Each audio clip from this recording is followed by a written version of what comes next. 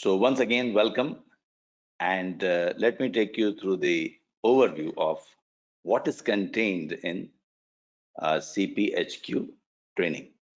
And this is the CPHQ detailed content outline of what you need to study when you prepare for your CPHQ examination. Now, the purpose of this training is to not only, of course, give you a lot of quality tools and techniques to improve your healthcare services, but also enable you to pass the examination, the CPHQ examination conducted by NAHQ, which is a prestigious certification. Once you are a CPHQ, you will be recognized worldwide as a CPHQ professional, and the certification is, of course, valid everywhere, all over the world. So even though you don't choose to get certified, still attending the training itself will enable you to learn a lot of tools and techniques using which you can improve your quality in the services, and also reduce the errors, reduce the infection rates, reduce the waiting times, discharge times, etc. Means you will enhance the quality of your services, and your patients will be happy, and your senior management will also be happy with you. So the four modules, four important topics which you need to cover in CPHQ is organizational leadership. That is number one. The second one is health data analytics. The third one is performance and process improvement. And the fourth one is patient safety. Okay. Now, the first one, which has organizational leadership, has got 35 questions. And it has got three subtopics. Structure and integration means creating an infrastructure in the organization so that you are able to integrate quality in all your services. Second one is regulatory accreditation and external recognition, so that you enable your organization to attain accreditations, which will help your organization to stand out and also implement some of the quality tools and techniques, and also creating an infrastructure so that you are able to satisfy your patients and all other customers or stakeholders. Then third one is education, training, and communication, to ensure that quality becomes a part of the culture of your organization, and that is the third one. In the health and data analytics, you will be learning design and data management, measurement, and analysis. So here you will be talking about hardcore data, where you learn how to measure everything, because you can't improve if you cannot measure. And the second rule is you can measure everything. So you can measure everything by using two types of data, continuous or attribute. So design and data management, how you'll be managing the data, how you'll be measuring, and how you will be analyzing, because just measurement is not enough. You have to also analyze the data which you have collected. So we'll be learning this in the second module. The third module, we will learn about performance and process improvement. This has 40 items, 40 questions, and the health data analytics is 30 items, 30 questions. So 30 plus 40, this is involving hardcore statistics, where you'll be learning a lot of data collection techniques and data analysis techniques, and also process improvement techniques. Performance and process improvement, you have got identification of opportunities for improvement as one topic, and implementation and evaluation as second topic. So first one, in the performance and process improvement, you have got identification of opportunities for improvement. So whenever you want to improve anything in your hospital, the first thing you have to understand is, even though the customer is not complaining, that doesn't mean that you should not improve. So in two cases, naturally, you will improve. First case is that your customer is complaining, your patients are complaining, your senior management is complaining, or even your internal customers, other departments are complaining about your department services. In that case, naturally, you have to improve. But it may also happen that you are, you want to achieve some vision. let's say, to become number one in your respective field, in respective area of your services, and you would like to become number one in the city or in the country or in the world, in that case, you need to improve. Although your customers are not complaining, still you would like to improve. You would like to change the status quo. And to achieve either of that, either you want to improve because your customers are telling that you should improve, or your senior or management wants to change the status quo and raise the standards of your services. In both the cases, you have an improvement opportunity. So how to identify these opportunities of improvement and convert them into projects? We call it as opportunities of improvements being converted into projects. Now, these projects can be taken or done using different methodologies like Lean, PDCA, Six Sigma, etc. We'll be talking about them as well in our course. So here you have got identification of opportunities for improvement, and then implementation and evaluation of those tools and techniques, and how to do your projects. And of course, when you are doing any project, you will be working in teams. Every project is executed in team. So we'll learn about team effectiveness, team dynamics, etc. And then, of course, we have got patient safety, which has 20 questions, and 20 questions. Subtopics are assessment and planning, assessing the organization's culture of safety, and evaluating the different risk management assessments, activities, and participating in that, evaluating the implementation and evaluation of implementation and evaluation of your patient safety, so that patient safety becomes the part of the culture of your organization. So you'll be learning different techniques, like some of the principles like human factors engineering, high reliability systems thinking given by Edward Deming. Think in terms of the system, don't think in terms of the silo. Silo means my department and this is my job. These are the 8 steps I need to complete, and once I complete those 8 steps, my job is over. No, you have to think about your immediate customer, that's internal customer. Not only that, you have to think about the external customer. Not only that, you have to also take feedback from your internal as well as external customers. Not only that, once you have got the feedback, you have to change the policies and procedures based on the feedback. You have to change your processes based on the feedback, and these processes need to be informed. The new policies and processes need to be informed to the suppliers and inputs of your processes. One of the examples of systems thinking, one of the ways of systems thinking, let me show you a very, very popular tool is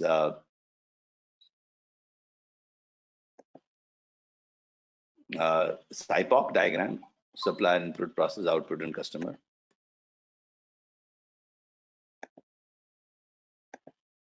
So this is the systems map, a sort of part of the systems map,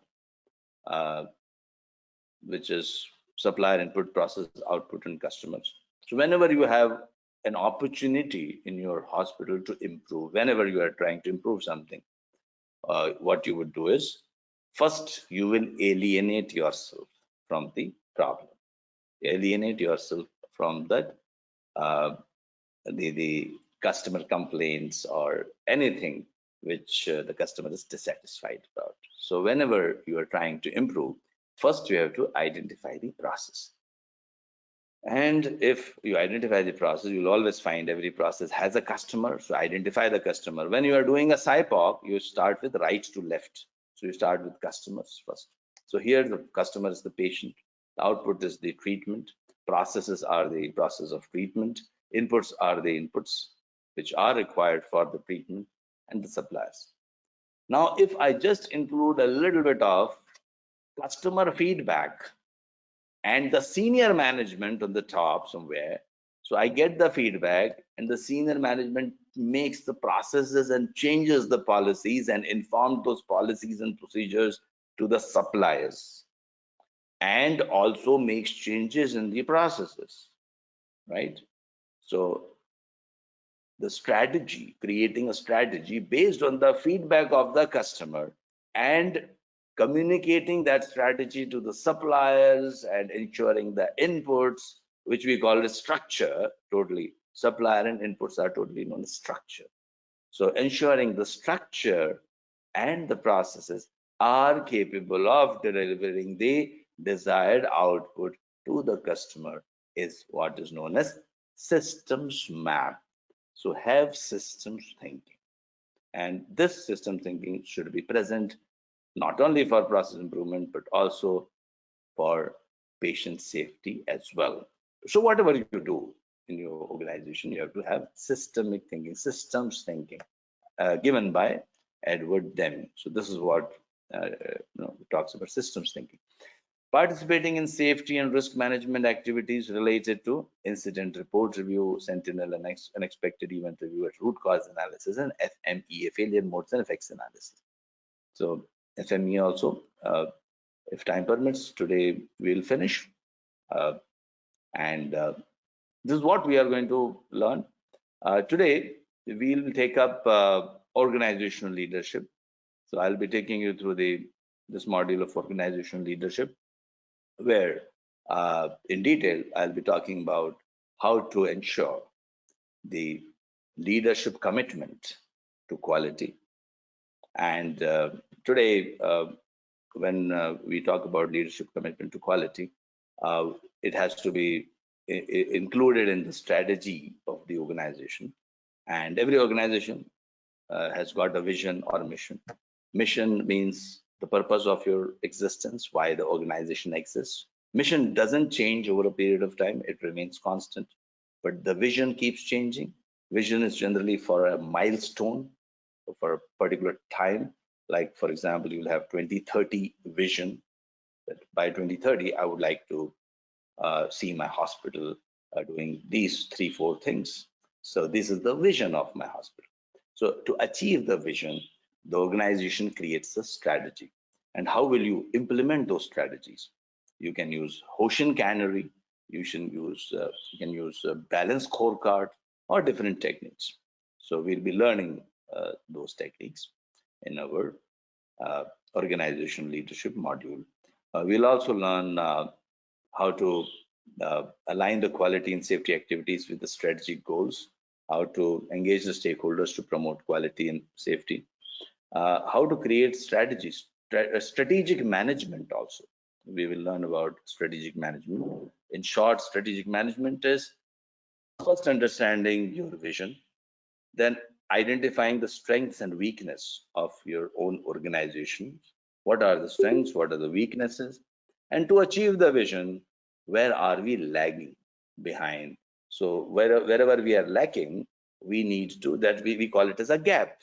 So we have to bridge that gap so that we can achieve our vision of becoming #1 hospital in the city or country. Now, once you identify that gap, how you will be, the how of bridging that gap will be the strategy. How you are going to do that? You'll make a plan. You'll make some. You'll have some roadmap for that. And when you are implementing that, your roadmap, using some strategic initiative so that you can achieve your vision, and that is what is main function of the leadership. Deming used to say that all the problems are due to processes, and the responsibility of processes lies with the senior management. Okay. Responsibility of processes lies with the senior management. Let us have a look at organizational leadership module. Because I have already opened this part, let me quickly, take you through this whole improvement project as well. When we come to the Six Sigma module and Lean module and PDCA module, maybe that would be the right time to describe it in detail. But because I've already opened this, let me take you through this. Whenever you are improving anything in the hospital, usually you will use projects approach.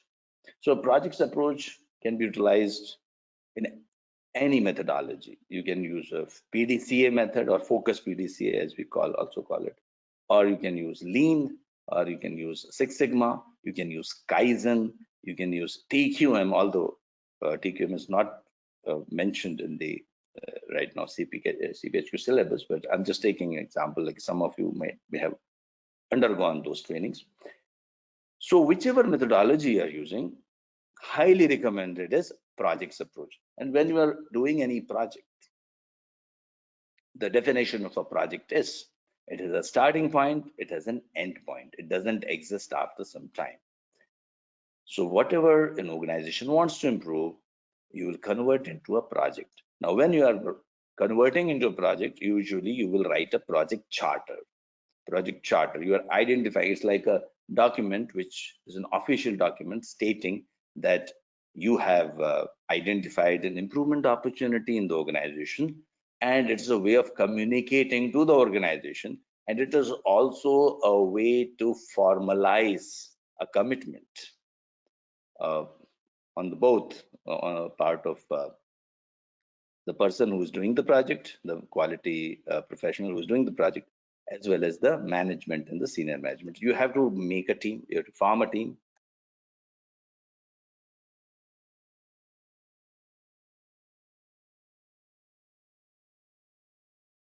You have to identify the team members. That can be a cross-functional team. Okay? And once you identify the team, all the respective team members from the department who might be helpful in doing this project can be part of this team. So you try to invite as many people as you like, and whom you think would be helpful in executing this project.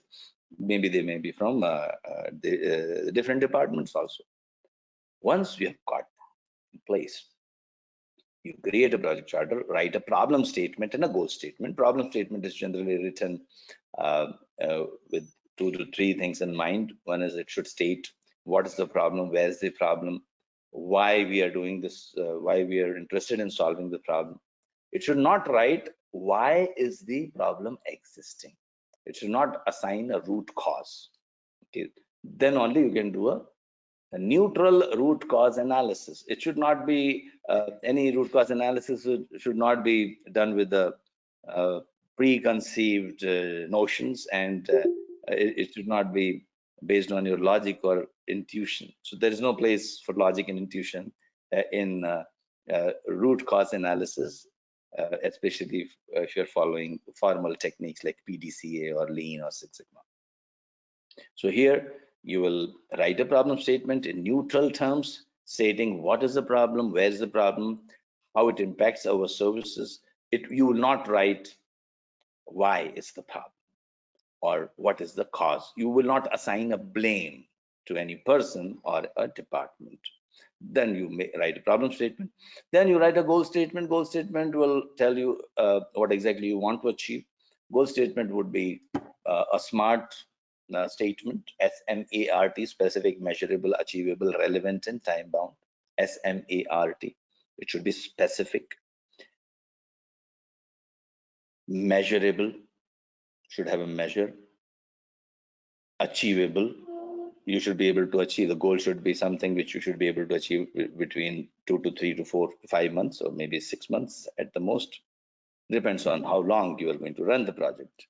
And then it should be relevant to the strategic business objectives of your organization. Strategic objective, relevant to that. Relevance should be there. Then you should also make it time bound. It should clearly state that when are you going to finish this project. So SMART, SMART goal statement. So here they are trying to reduce the waiting time.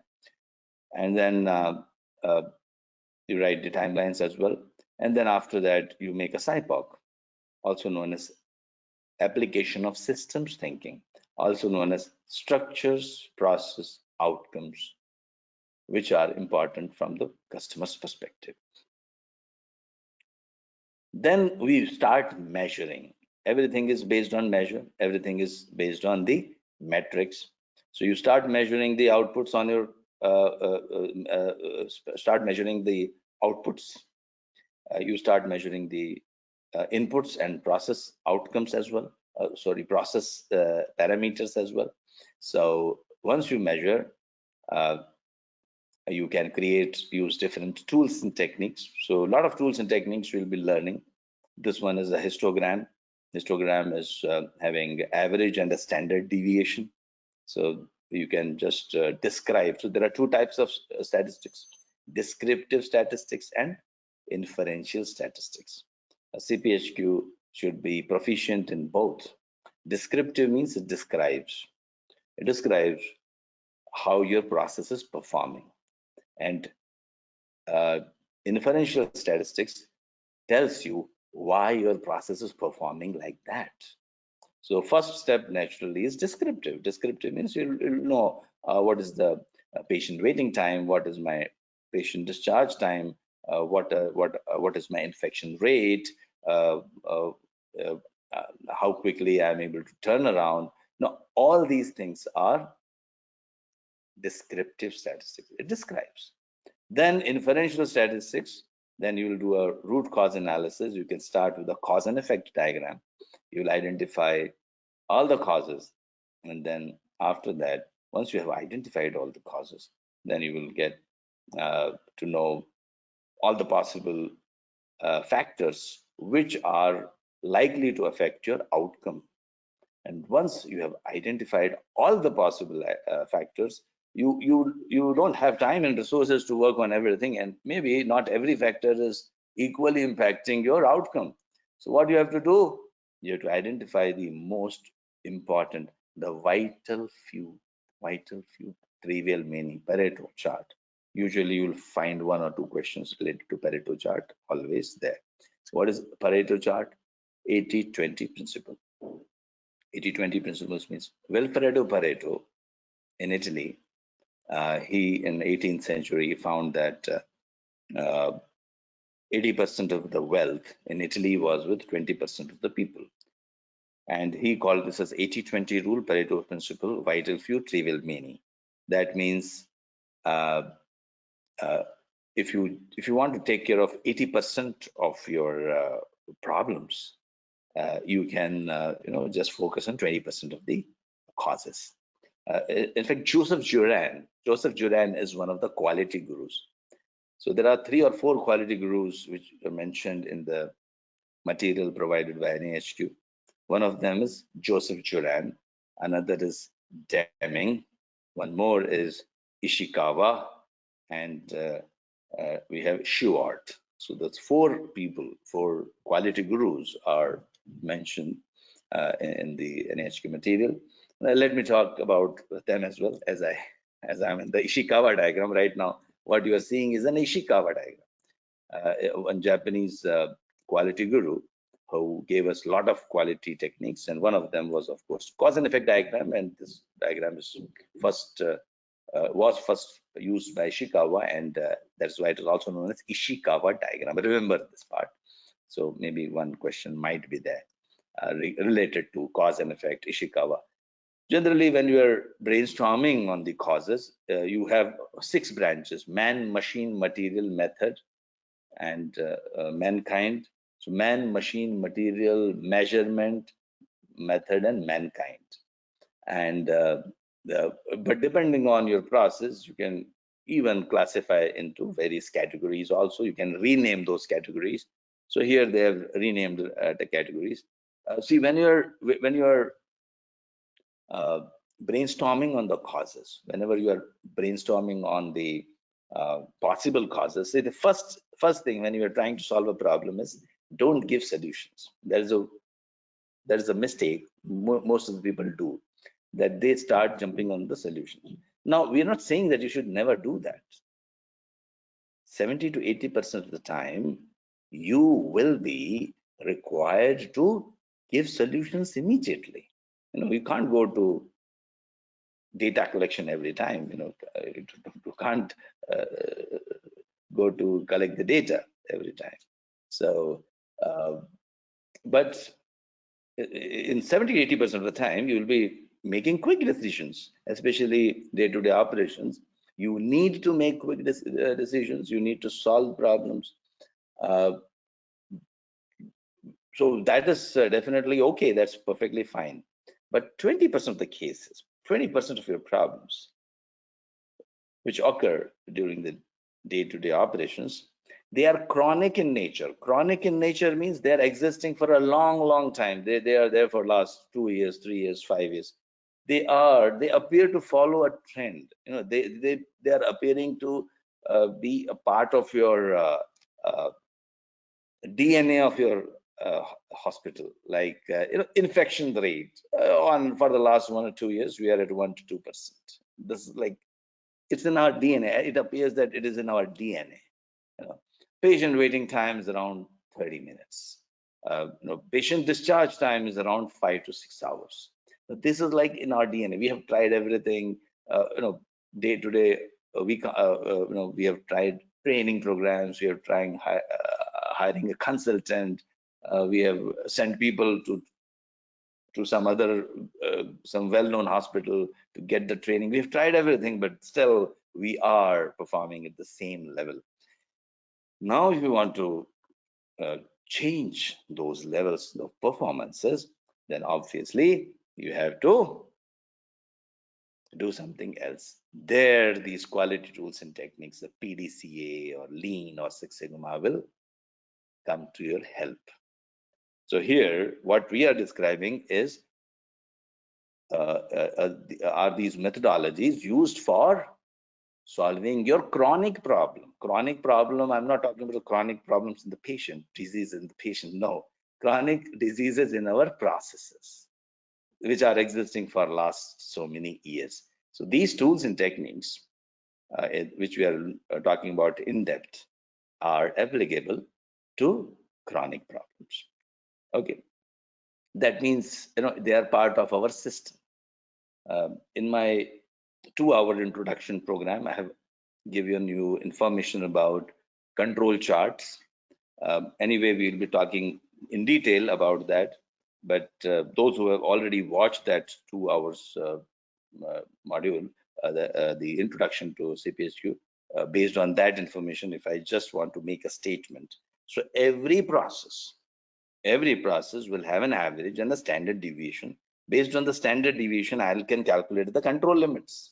Means, within which limits my process is operating historically. Now, this limit is known as control limits. And then we have a specification limit given by the customer, given by the department, given by the government. So that is specification limit. The control limits is different, and specification limits are different. Specification limits are coming from the customer. Customer is telling you that your waiting time should not be more than 15 minutes. But when you look at your, say, average, and when you do a histogram of your current process, well, your mean is at 92 minutes, and standard deviation is 5 minutes. Means you are going up to approximately, if I take 90 and 5, so you are going up to 105 minutes here, and around 95 and 5 and 5, so it will be around 80, so 75 approximately. You are going up to 75.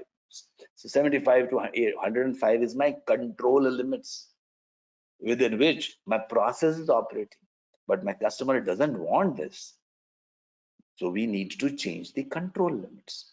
Okay, let me, just to explain this part, let me jump over to 2-3 more slides. Yeah, something like this. Yeah, this is what the control charts, it tells you about what is my average, what is the standard deviation.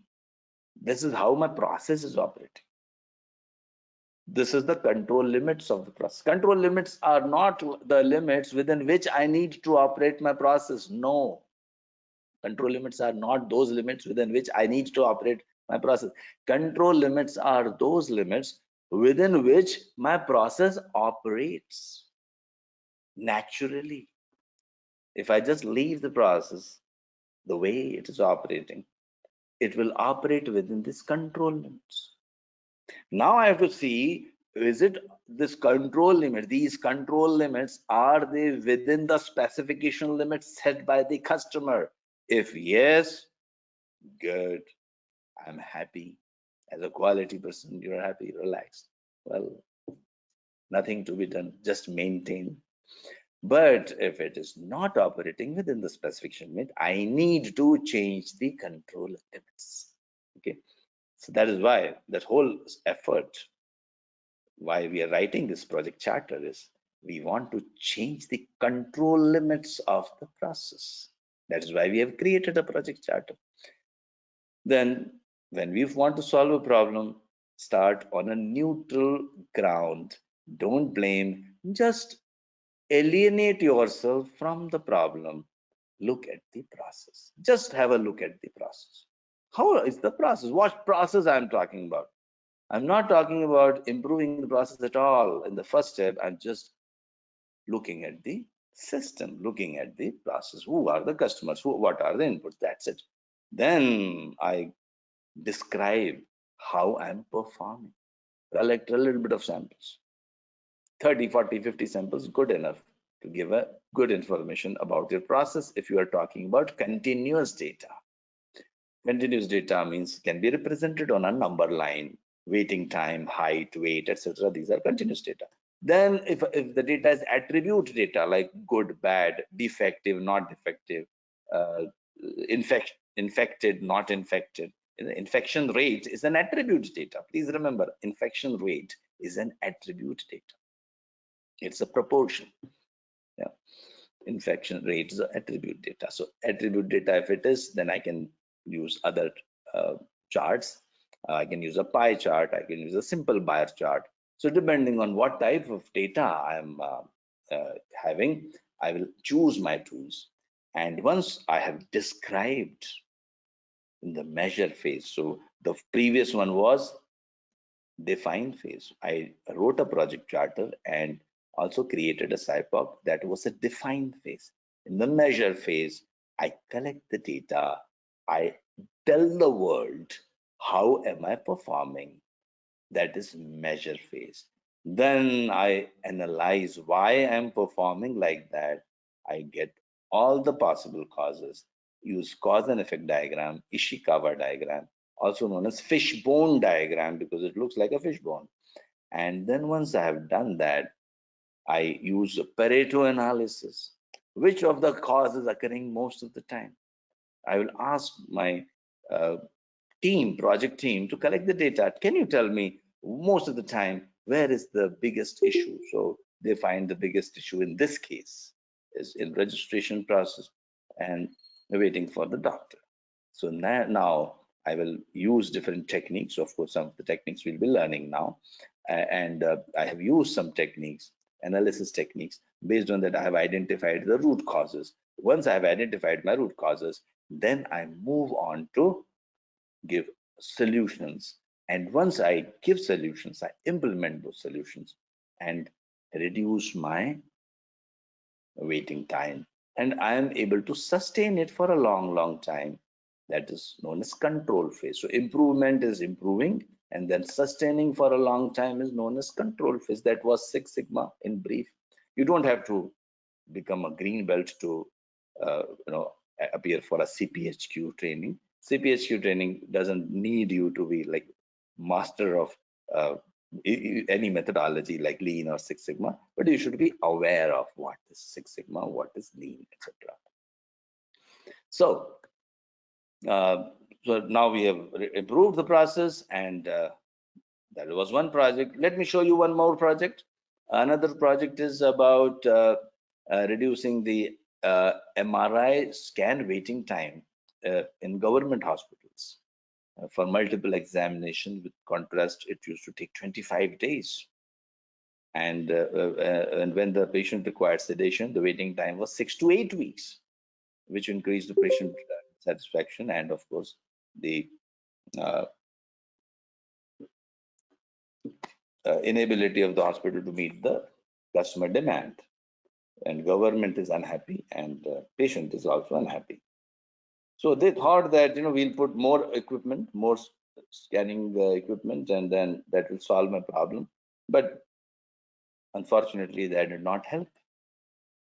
So you can see that uh, after putting one more extra equipment, the total scans are still the same.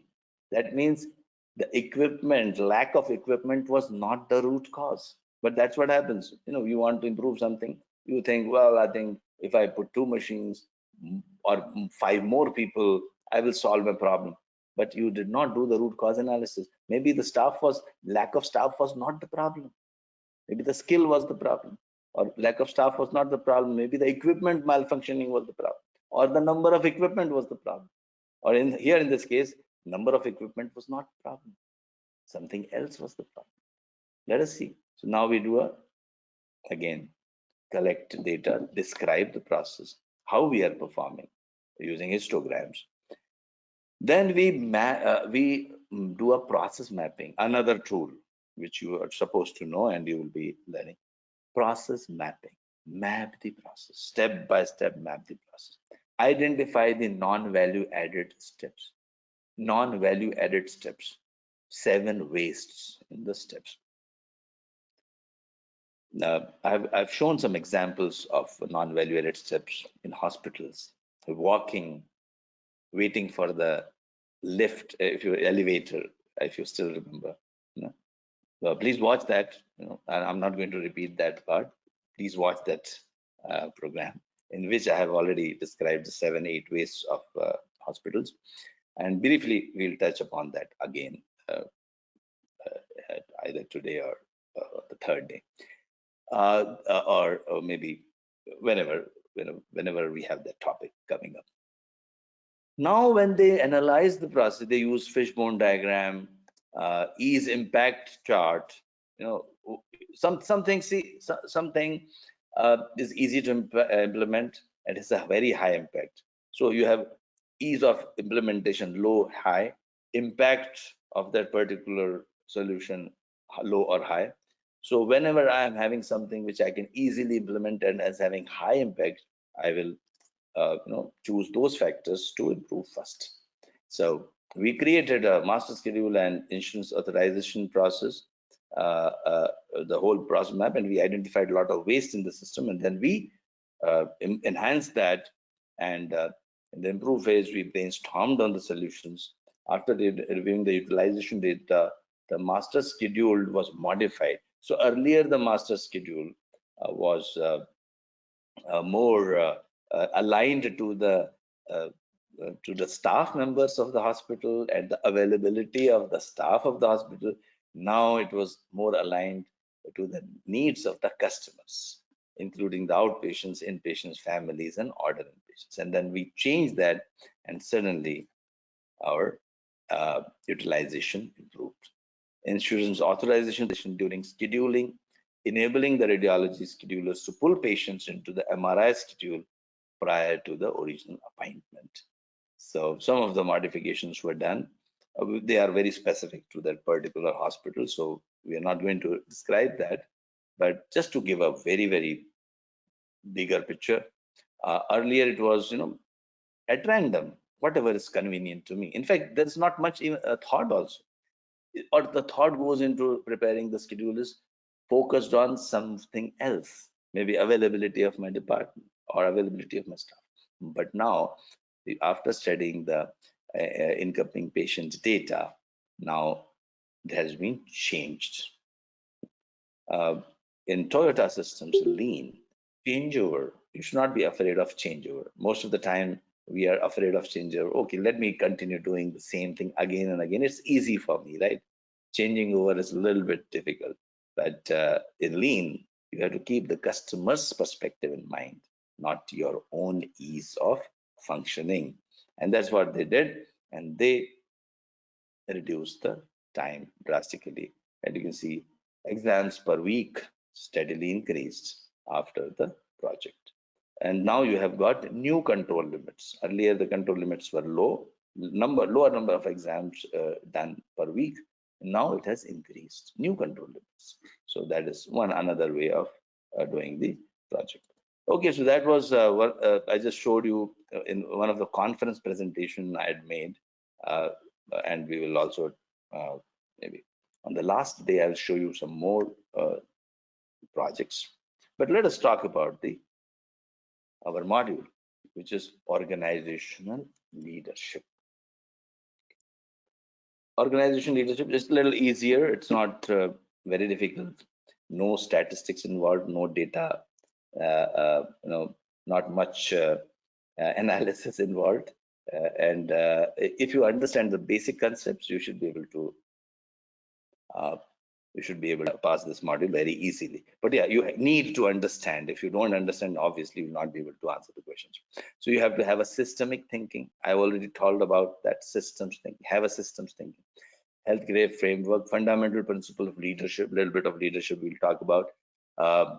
Organizational infrastructure, quality and safety, strategic planning, aligning culture to support the quality, aligning structure to support the quality, aligning staff to support the quality. So if you see, all the three are important to ensure the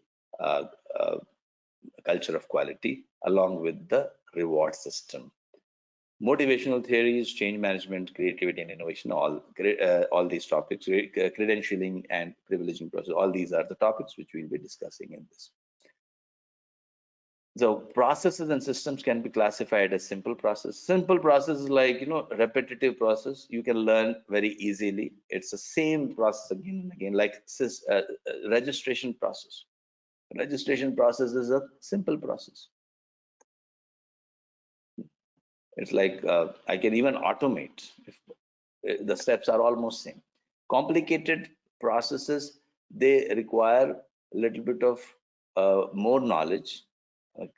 Generally requires a high level of expertise in some specialized field, like treating a patient. Yeah, it's a complicated process.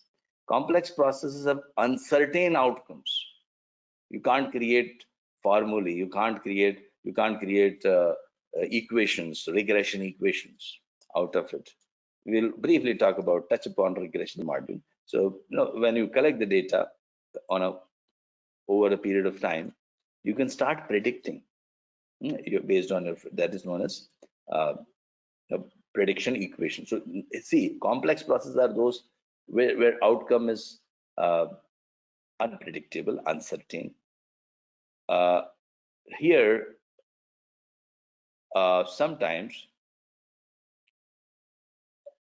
hospitals or healthcare systems are very, very good examples of complex processes. Why? Because a lot of departments are involved, a lot of processes are involved, and a lot of people or the staff who are performing those processes are involved. It is not like, let's say, manufacturing company, where you have raw materials, fixed set of raw materials, and then some processes there, some machines are there, and you get a specified outcome where I can predict the outcomes very easily. So here it is a lot of complex processes are involved. For such processes, you have to develop the systems thinking, because if you want to operate complex processes, you can't use simple process maps. Simple process maps would mean, like, suppose I want to train one of the receptionists to register a patient, how to register a patient. So I will tell the 5 or 6 steps, and I will tell the receptionist that these are the 6 or 7 steps. Just get trained and enter the data, and it's very, very simple. But when I'm talking about dealing with complex processes, and in healthcare, they are complex processes. Not only healthcare, there are other industries also where you have complex systems. But right now, our focus is on the healthcare. So let's talk about that. Systemic thinking, system thinking is something which will help you solve these problems in the complex processes. So you have to develop systems thinking for the whole staff. Okay. It's not like, I'll keep on doing this again and again and again and again. No. System thinking takes care of, if you remember, customer feedback on a regular basis. And I need to keep changing based on the customer's feedback. So my policies will change, my processes will change, my inputs will change based on what the customer is feeling about my process. Okay. So Systemic thinking will include bigger picture. It will give you the bigger picture. It will take you out of your silo. So the receptionist will not think only about his or her job, but he or she knows how my job is impacting the next step, how my job is impacting the final outcome of the treatment. You know? And this will, bigger picture always helps.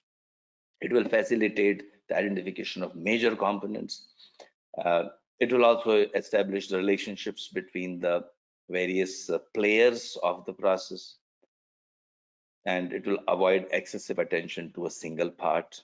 So you will be out of your silo-based thinking. That's what, if I just want to represent it in a diagram. So you have got different departments, department A, department B, department C, department D.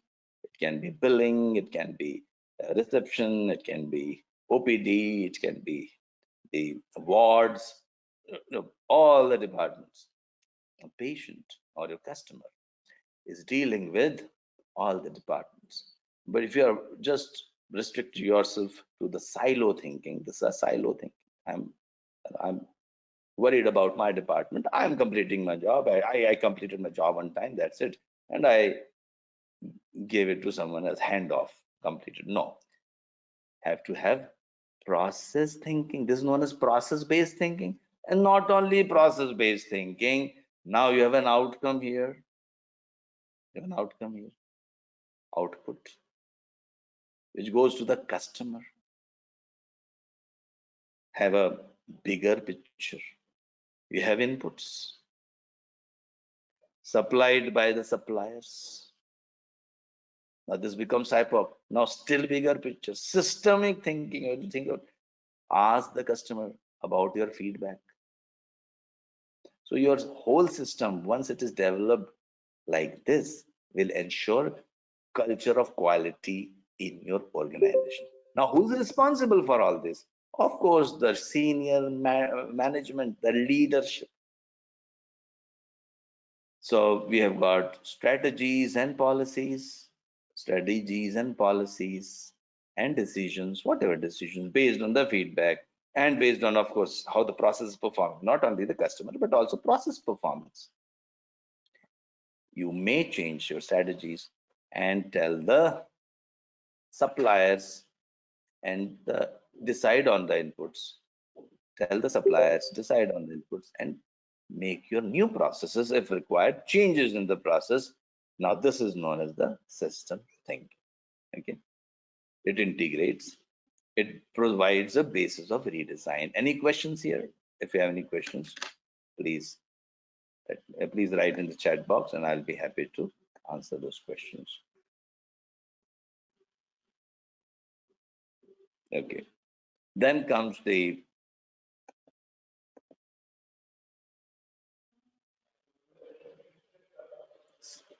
talking about the leadership. Let us talk about the leadership. Leadership is about ability to influence an individual or a group toward achievement of goals, and includes determining the correct direction and providing the right path. So additionally, leaders can influence the degree to which employees share information, knowledge, and power in the organization. And there's a difference between management and leadership. Executing the vision of the leadership is management. Means following the right approach, following the path to achieve the vision. So that whatever path has been shown by the leadership, so the leadership is giving you the direction, and management is walking on that path. Leadership is telling you the path, and management is executing those instructions. Both are important.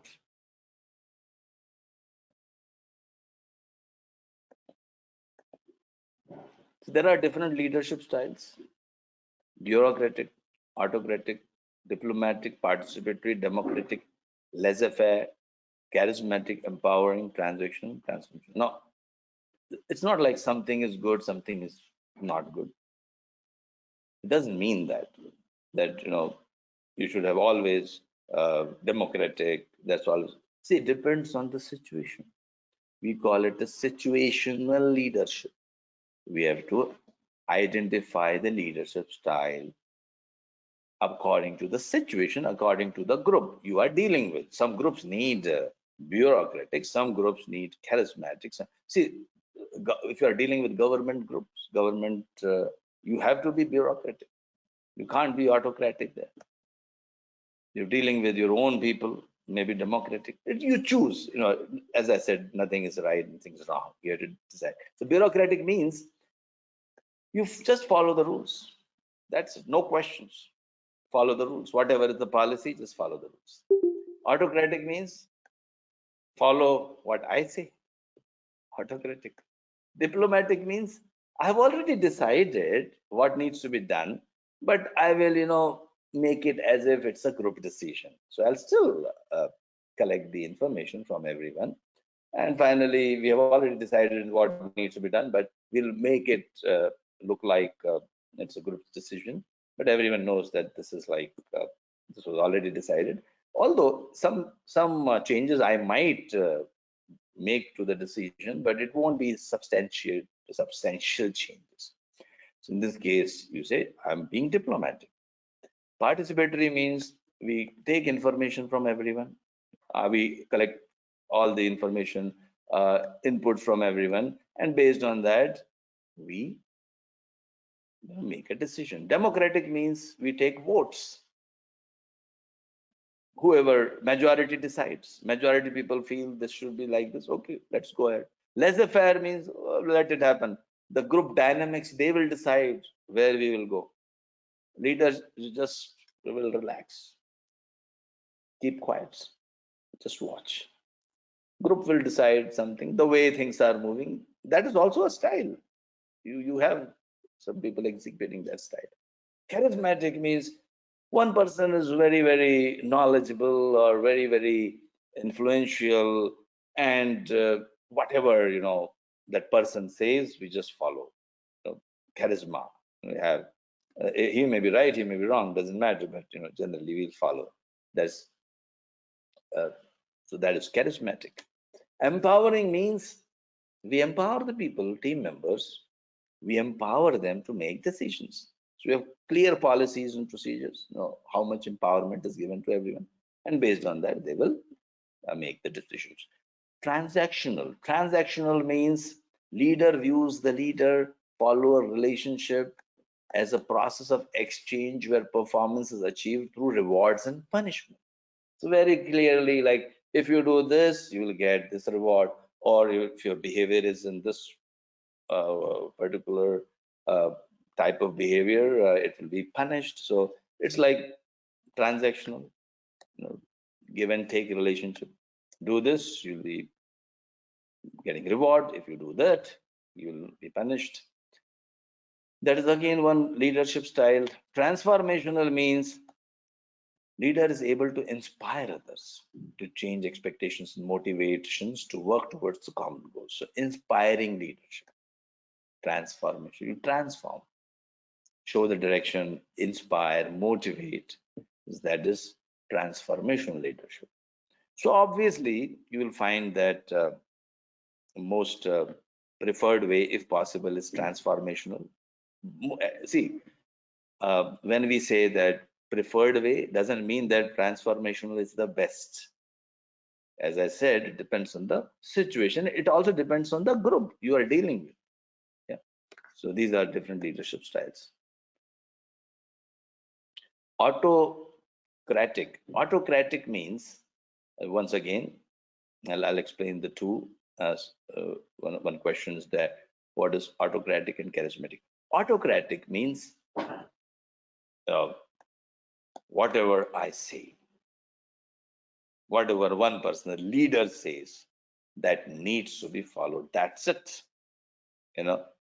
I cannot tolerate any other opinion as a leader. Like suppose I'm behaving like an autocratic. So that is autocratic. Auto means like one person, only one person making all the decisions. These decisions are done, already made by a group. It can be a group also. It's not necessarily that it is coming from one person, like one committee or group. and everyone needs to follow. No questions asked, no opinions expressed. That is known as autocratic. And the other one is there's one more. I would say laissez-faire. Laissez-faire means let the things decide themselves. As a leader, I don't have any role to play. I will leave the group the way it is moving, whatever the way company or organization or hospital is running. That's fine. It's like a leader is there or not there, doesn't matter, but somehow you'll find, even if the leader is weak, leader is not doing anything, leader is away from the place of action, still things do take place, isn't it? So if you are choosing that style, that is known as laissez-faire. And charismatic means usually, like say one person is let's say a very reputed heart surgeon, and this heart surgeon, whatever he says, because he's very reputed, he has treated some of the best, very powerful people in the country, and he speaks in all forums, and he's published lots of articles in journals, and spoken in, on various, let's say, TV shows, etc. Very charismatically. Now, this doctor is using his charisma to guide all the policies, everything, whatever decisions are to be made in this hospital. That is charismatic. So you are using a personal charm to influence the people. So in this case, it would, here employees become followers. So they're following the leader, not because the leader is forcing, but out of some fascination. Oh, he's a heart surgeon, very reputed, knowledgeable. Whatever he's saying must be true. It's like a follower leader relationship. So it's like charismatic. So I hope I've explained uh, all the three again one more time as you wanted. So uh, empowering is a very good way, a good form of leadership. That's really encouraging. And in future, they say it will be more of empowerment, transformational, or democratic or participatory. These are the leadership styles of the future. And you need to exhibit those leadership styles more and more if possible.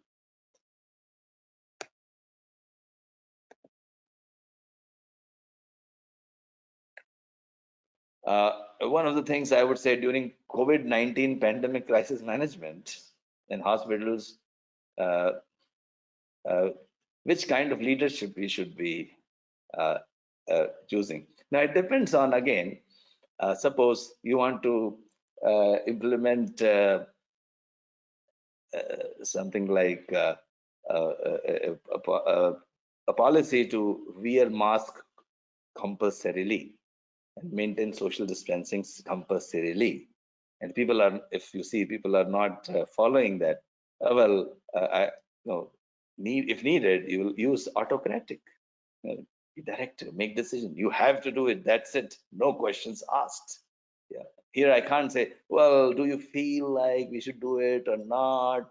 People have different opinions. No, here I won't be democratic. Yeah.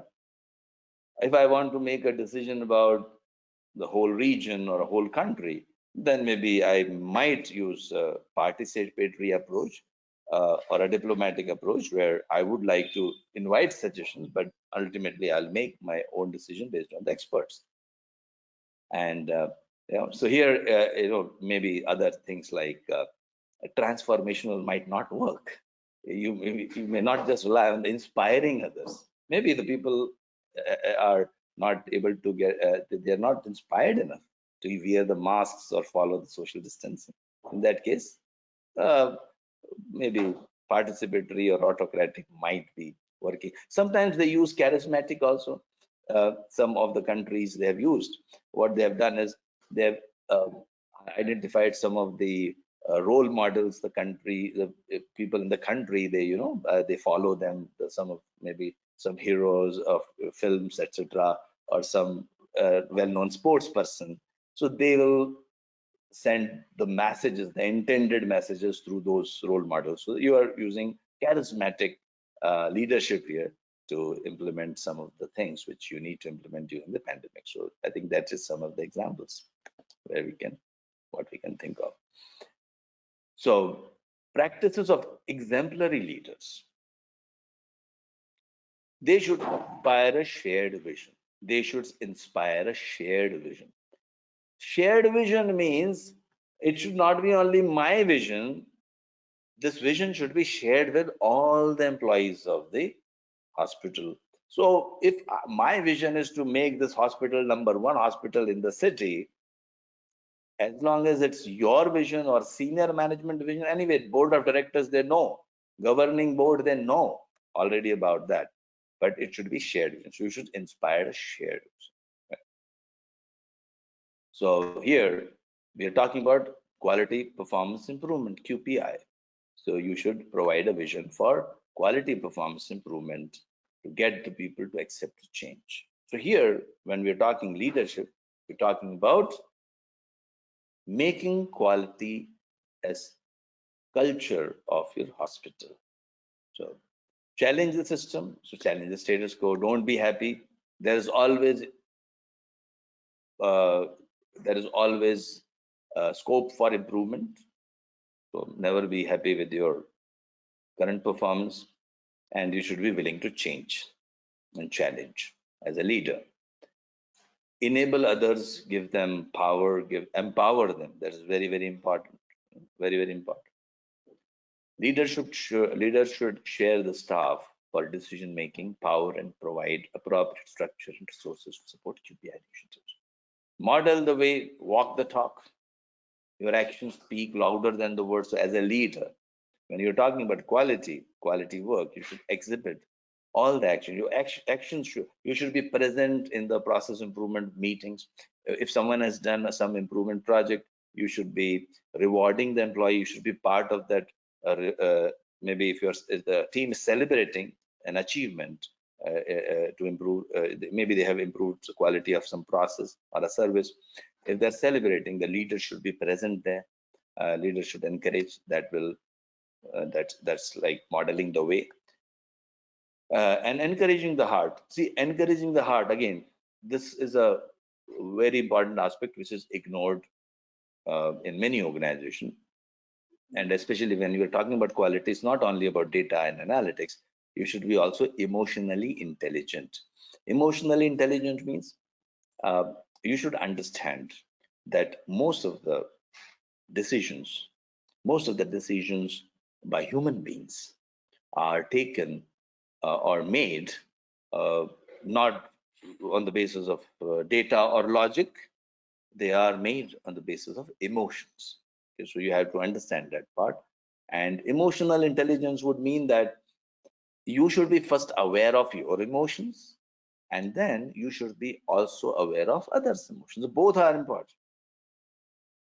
Being aware of your own emotions, your ability to manage your own emotions, and ability to motivate yourself. The three things are very important for your personal management of emotions. So as I said, there are two important aspects of emotional intelligence. One is managing yourself. In managing yourself, you have three things. One is being aware of your emotions. Oh, I'm getting angry. Oh, I'm sad. I'm depressed. You should be aware. Some people are not even aware. So there's first ability in the personal part I'm talking about.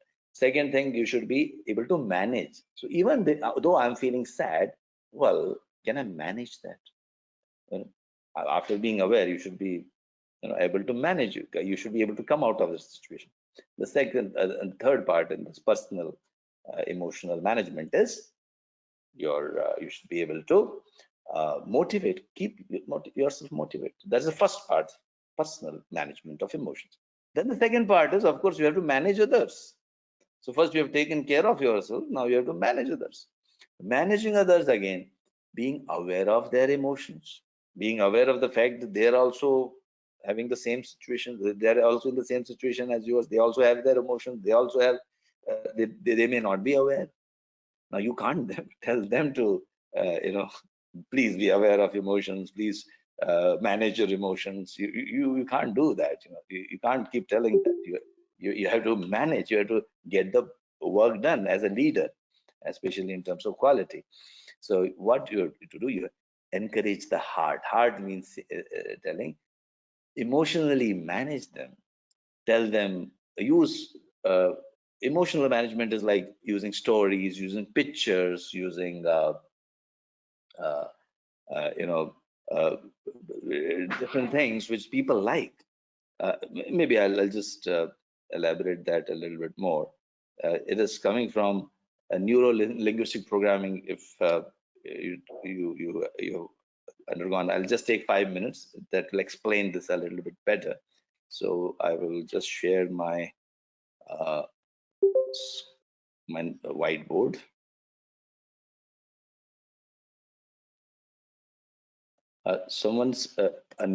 Can everyone mute themselves? Someone's, yeah. So I'm sharing my screen, and let me share the screen first. So I'll just tell you about, see, this is one of the things which people are not aware of. And because of that, they try to manage. So see, both are important. In quality, data is important, analysis of data is important, and you have to master that. And if you want to pass CPHQ examination, definitely you have to master that. The other aspect is also important. The soft aspect, this is also important. So, so while you learn your mean and standard deviation and control charts and control limits, and I told you I've talked about it in great detail in my introduction, and also we'll be continue talking about that. We'll not forget our data. That has to be there.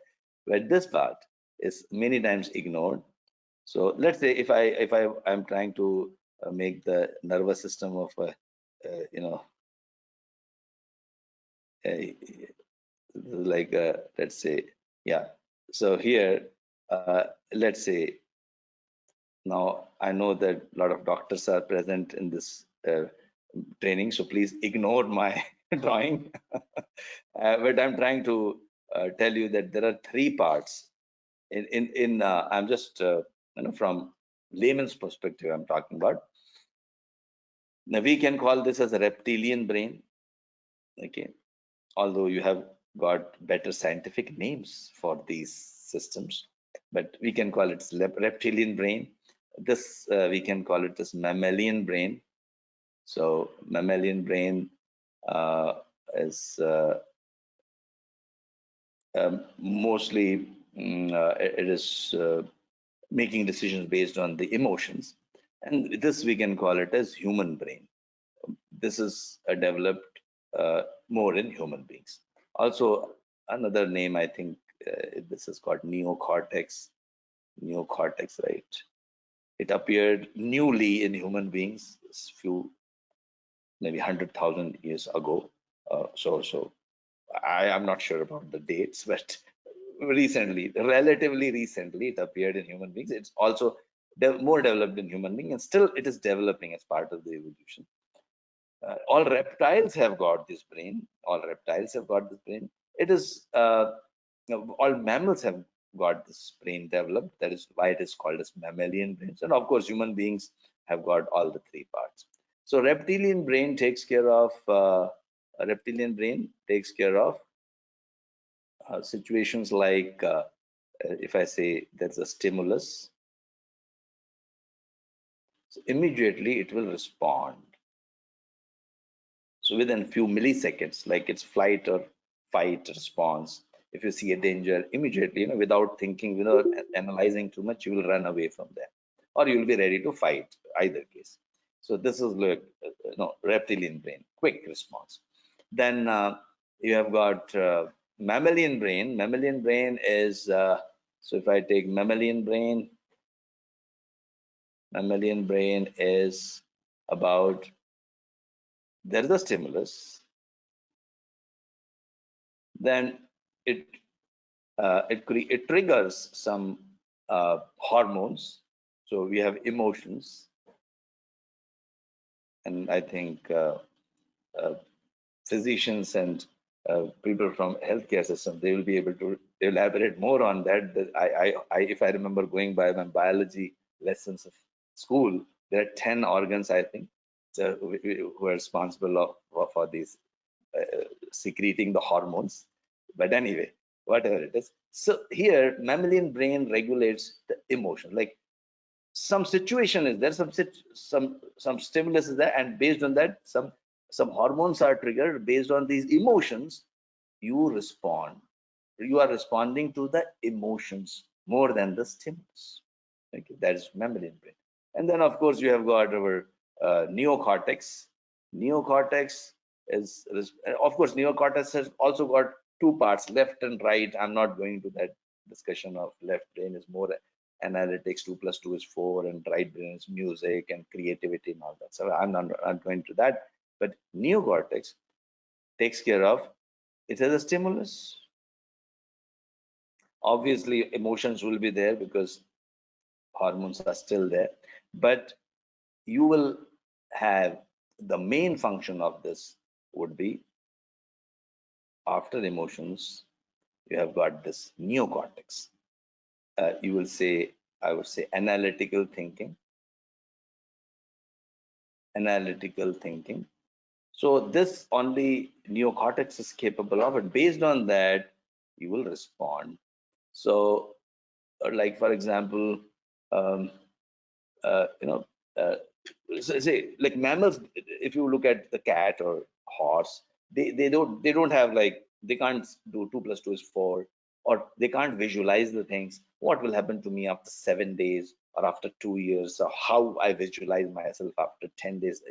These things are missing as far as we know in mammals, but human beings are capable of doing all this. They are capable of being self-aware. They're capable of coming out of their own self and looking at themselves. That is what's brief definition of self-awareness. Now, why we are learning this? As a leader, you should know that although we are human beings, but still, uh, okay, before I tell you that, let me ask you a question. If I tell you that um, one thing, I can make a statement that human decisions are more based on emotions rather than logic, means effect of mammalian brain on your decision making, on human decision making. If I represent with this, like say red dot, or let's say I would say neocortex, if I represent this with a red dot, impact of human brain or neocortex on your decision making. If I represented this with a red dot, the uh, influence of the mammalian brain would be much, much bigger. And can you imagine how much it would be? Like 5 times, 10 times? Can you guess? Can you guess? Like it will be 5 times, 10 times, 15 times. It won't be even 10 times, 15 times.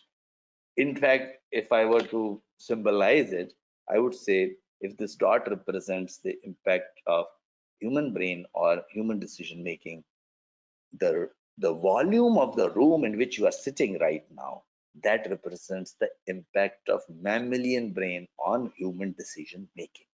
So that much.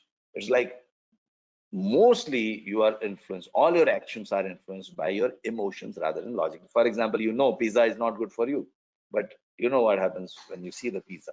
So that is what I mean. You're driven by emotions. Now you have to understand the same thing when you're dealing with your group, your team members. They are mostly driven by emotions. So this has been used by leaders in the past.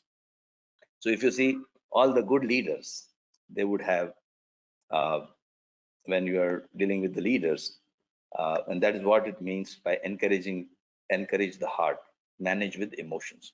So when you are dealing with people, they will see mammalian brain can be mm, uh, communicated with uh, by pictures, by stories. See anything which uh, impacts your emotions. So one of the best ways of communications, if you see uh, historically, all the favorite leaders, they use stories, they arouse emotions, and based on the emotions, they inspire others. So that's what, as a leader, you should be doing. And that is why emotional intelligence is important. That's what encouraging the heart means. So that part, some of the questions will be there, maybe 4 or 5 questions, depending on the situations. And then you may be asked those some questions which might require you to exhibit good knowledge of emotional intelligence too. So just to give an example of how good leaders manage emotions, all of us have heard of the story called tortoise and hare, right? Hare and tortoise.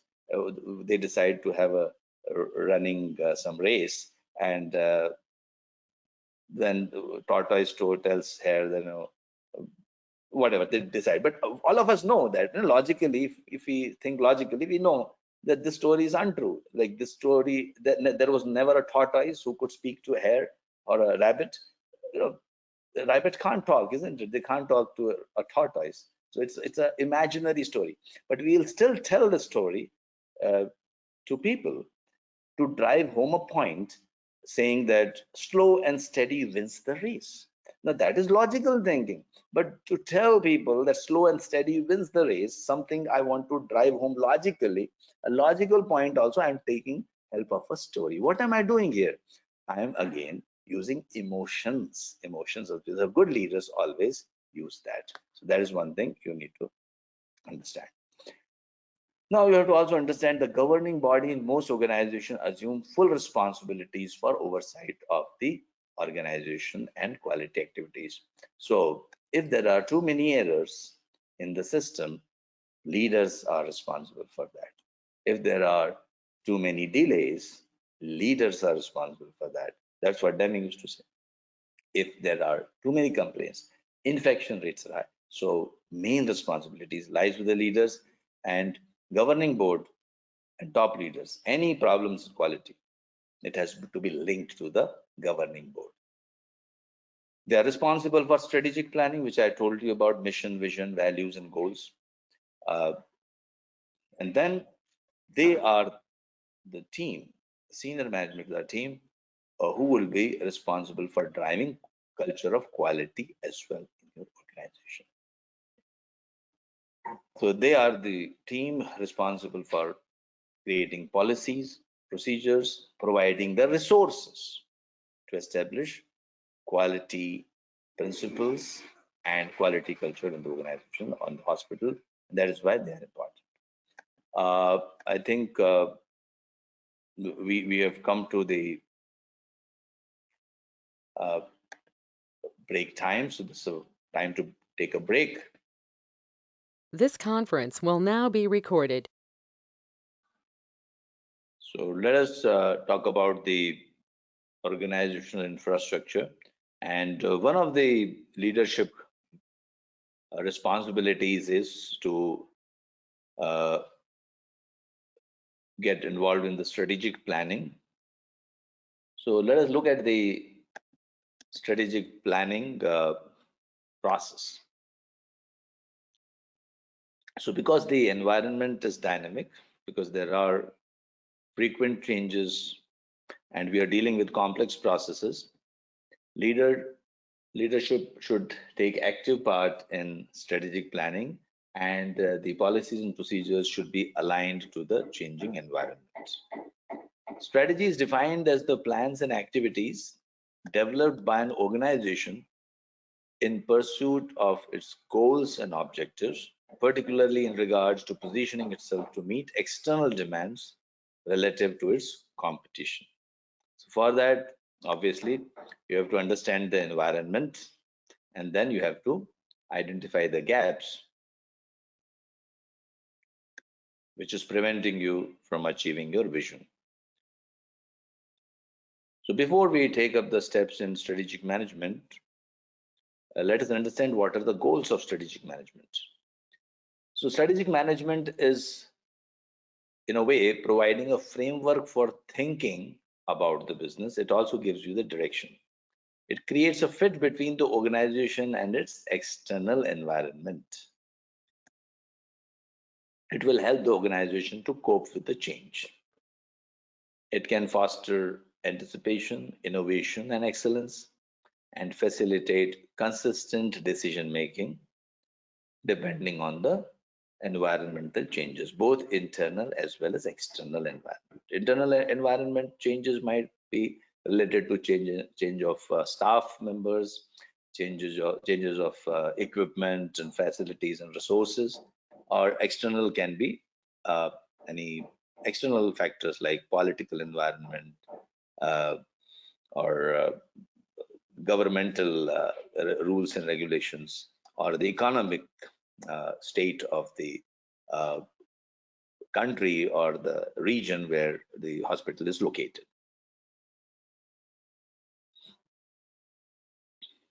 So first step in strategic management processes, first you should know what the organization wants to do. So here you have to uh, create your vision aligned with your missions and values. So every organization has got mission statement. Mission statement tells you why you exist, what is the purpose. Say for example, if I take a simple example of Disneyland, the mission might be, and generally as I told you, mission is not changing over the period of time. So mission is to make people happy. For the last 100 years the mission has been same, but the vision keeps changing. Maybe in early 20th century the vision was to become the #1 cartoon publishing uh, cartoon magazine publishing company. In maybe somewhere in the uh, middle of the 20th century, maybe the vision was or might have been, no, I'm just making some guesses. I really don't know their vision, but I'm just trying to give an example like what a vision, why, look, what is the difference between vision and mission? So vision might have been to become the #1 theme park company in the world. Then maybe later half of the, let's say somewhere in the 60s or 70s, 1960s or 70s, the vision might be to become the #1 cartoon manufacturing cartoon of producing films in the world. And maybe today their vision might be to become the #1 film producing company in the world. Yeah, these are just guesses. So just to tell you that vision is like how you see yourself at one point of time. So you have vision, mission, and values, guiding principles, and customer focus. Once you have that, then of course you have to know what you should do to achieve that vision.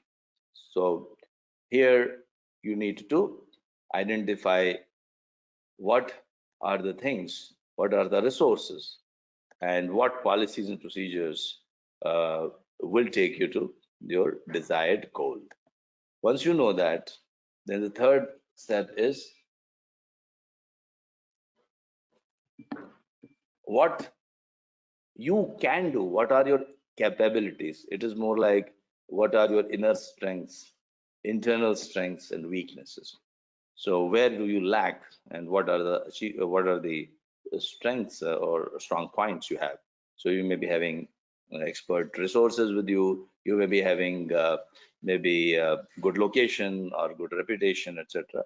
And based on that, and what are the areas which you need improvements? So you identify that. What are your capabilities? Okay. Capabilities in terms of resources can include human, financial, and physical assets. See, for example, an organization wants to become a leader in breast cancer detection and treatment, it must have qualified staff and equipment. So once you know that, then you create a strategy how you want to achieve your goal.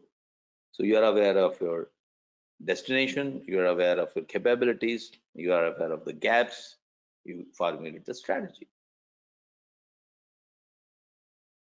Once you formulate a strategy, you implement that strategy. So here you can use quotient planning or you can use balanced scorecards. We'll talk about quotient planning and balanced scorecard a little later in detail, but just to give you a very, very brief idea, quotient planning means breaking down your long-term objectives. Like you may have a 5-year goal, you break it down to yearly goal, and then yearly goal, you break it down to quarterly goal or monthly goal. So what you need to achieve during this year, and then once you break it down, all those objectives, you allocate the resources and responsibilities to the staff members and to your employees, and assign those responsibilities and monitor how we are performing in executing, how the people who have been assigned those responsibilities, how they are performing in execution of those strategies.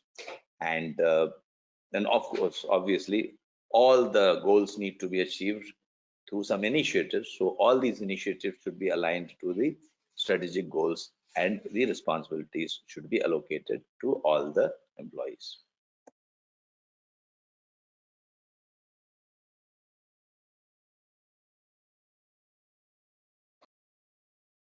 So that is about the strategy implementation. You can also use balance scorecard. Balance scorecard is uh,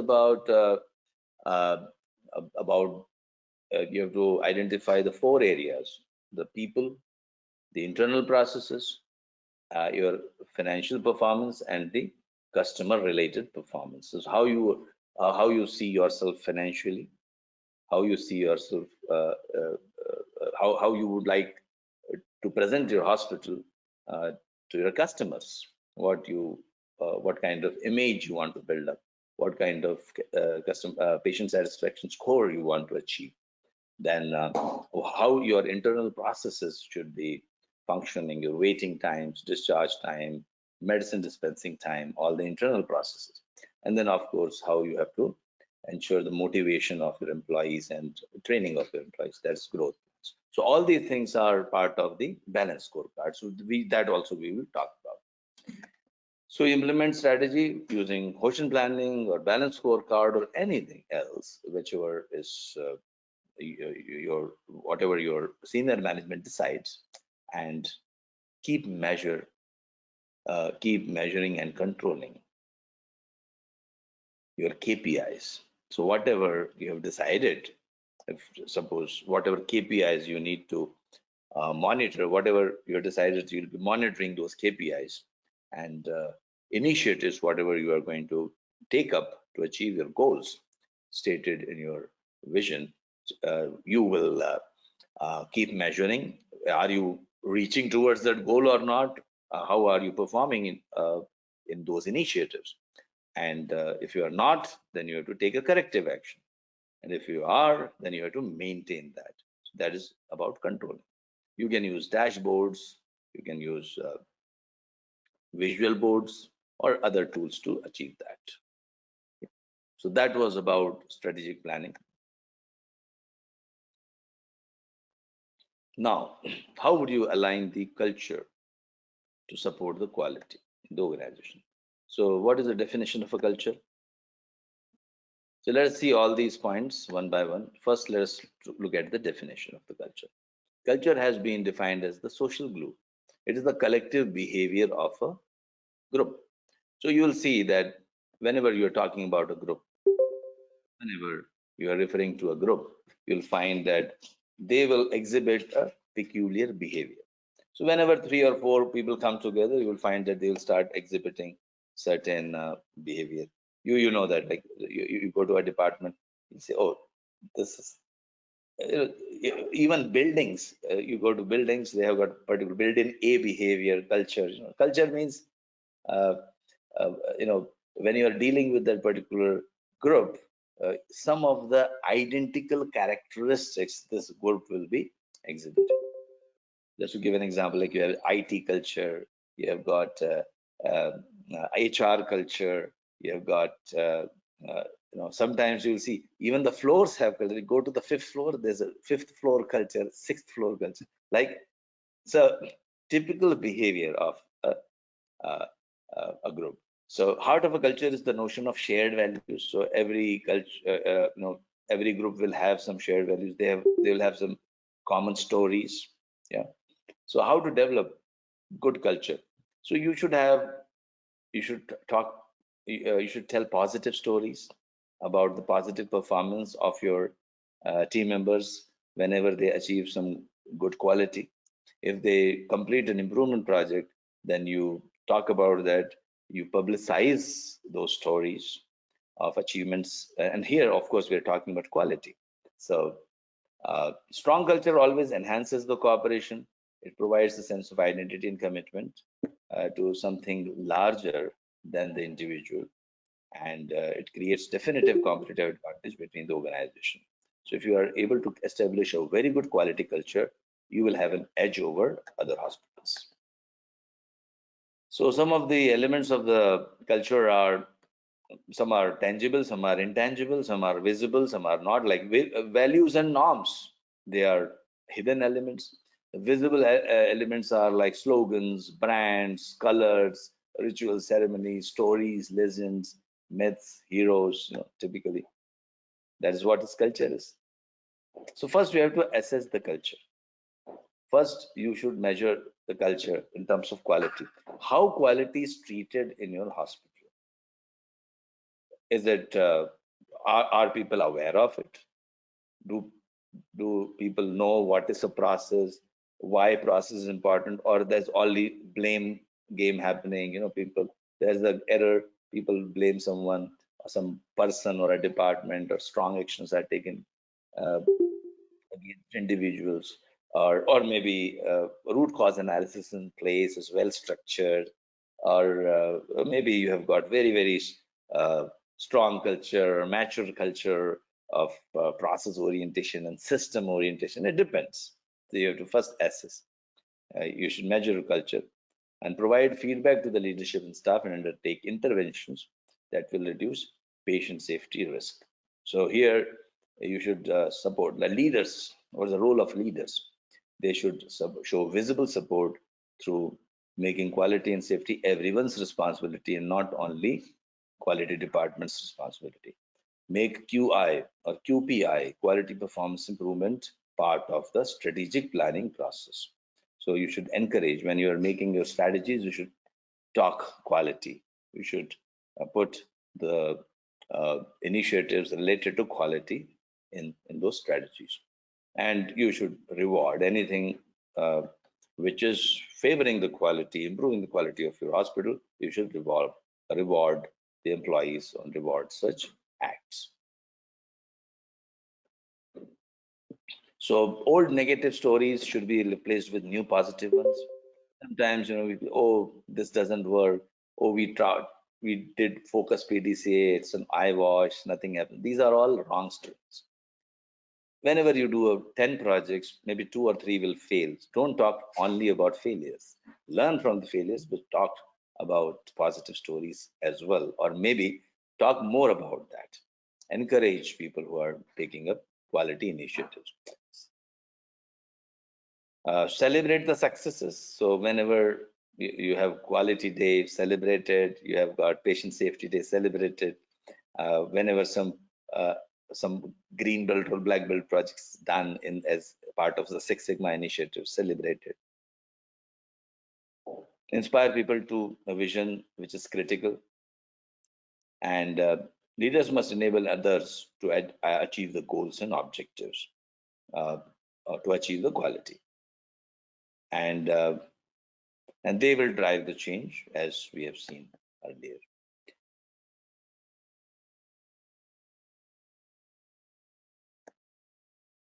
Aligning culture to support quality. So the biggest role here is played by the governing board. The role of board and leaders is an important element affecting organizational quality. What additional elements may influence the quality? There are 6 basic elements. Focus on processes. So I have already emphasized a lot on that. Still, we will talk a little bit more, elaborate more on that. Then we'll also talk about recognition of internal customers. Sometimes it is ignored. Too much focus only on external customers is not going to help you always. You also have to recognize the internal customers, and you have to treat internal customers the same way as you would treat the external customers, to take care of them. Uh, Try to create a flat organization, like try to reduce hierarchy as much as possible, because if you create layer after layer, it is definitely not going to support your quality, culture of quality. So we'll talk about all these: creation of team-based organizations, use of steering committee, and development of an agile organization, ability to change quickly, not too much process oriented, not too much step by step following. That is traditional organization. In the past, they used to exhibit such characteristics. The future organizations have to be agile. Okay, so please uh, uh, make your organization ready to change and respond to changes. So let us look at all these one by one. First, let us look at the processes. Focus on the processes. So some of the critical processes where you should focus on are enterprise risk management, utilization management, demand management, case management, and disease management.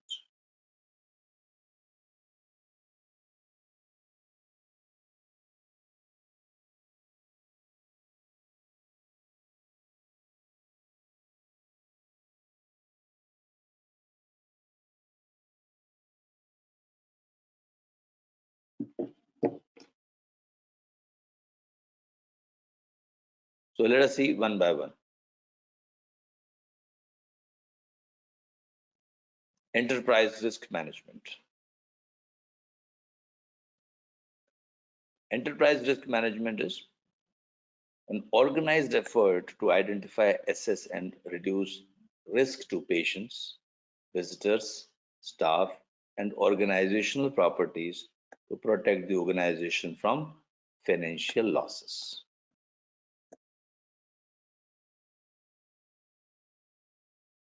One of you asked, who are internal customers? Say, for example, when you are giving a blood test, patient, like physician recommends a blood test of a patient. So here, the lab will be conducting the blood test. So here, for the lab, the physician becomes the internal customer. Physician is internal to the organization, right? So lab has now two customers. One is, of course, the patient, and one is the physician. Uh, Similarly, when if you're having billing process, like if you're not a government hospital and you're having a billing process, a private hospital. So here, your billing department, the customer of billing department is not only, of course, the patient, but also maybe the senior management. So senior management is internal to uh, the hospital. So internal customers are those departments or individuals who are within the hospital, who are also recipients of your outputs, of your services. So HR is one good example. You are recruiting nurses and recruiting the uh, other staff members for the hospitals. So here, who are the customers of HR department? The customers of HR department are the employees and other departments for whom the HR department is recruiting employees. So these are some of the examples of internal customers. So understanding the role of internal customer is what we were referring to here.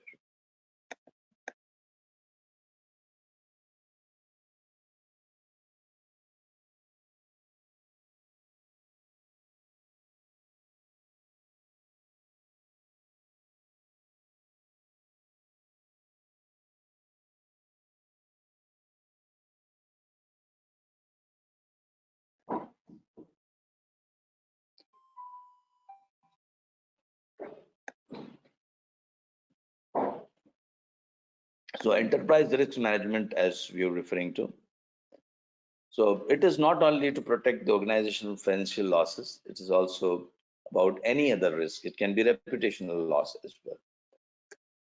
Of course, number one goal of risk management is to improve patient safety, minimize the risk of harm to patients.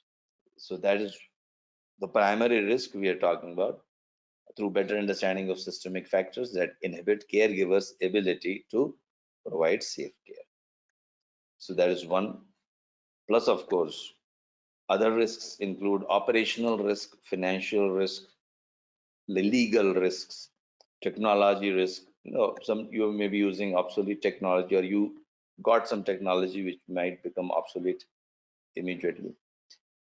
Strategic risk, maybe you took some decisions and these decisions are maybe no longer valid and you made wrong decisions. So that is also strategic risks.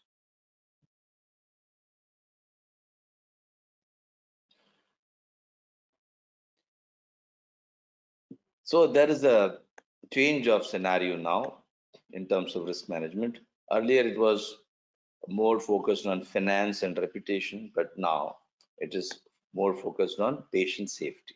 So the primary concern of safety, improving the safety is the biggest concern for risk management.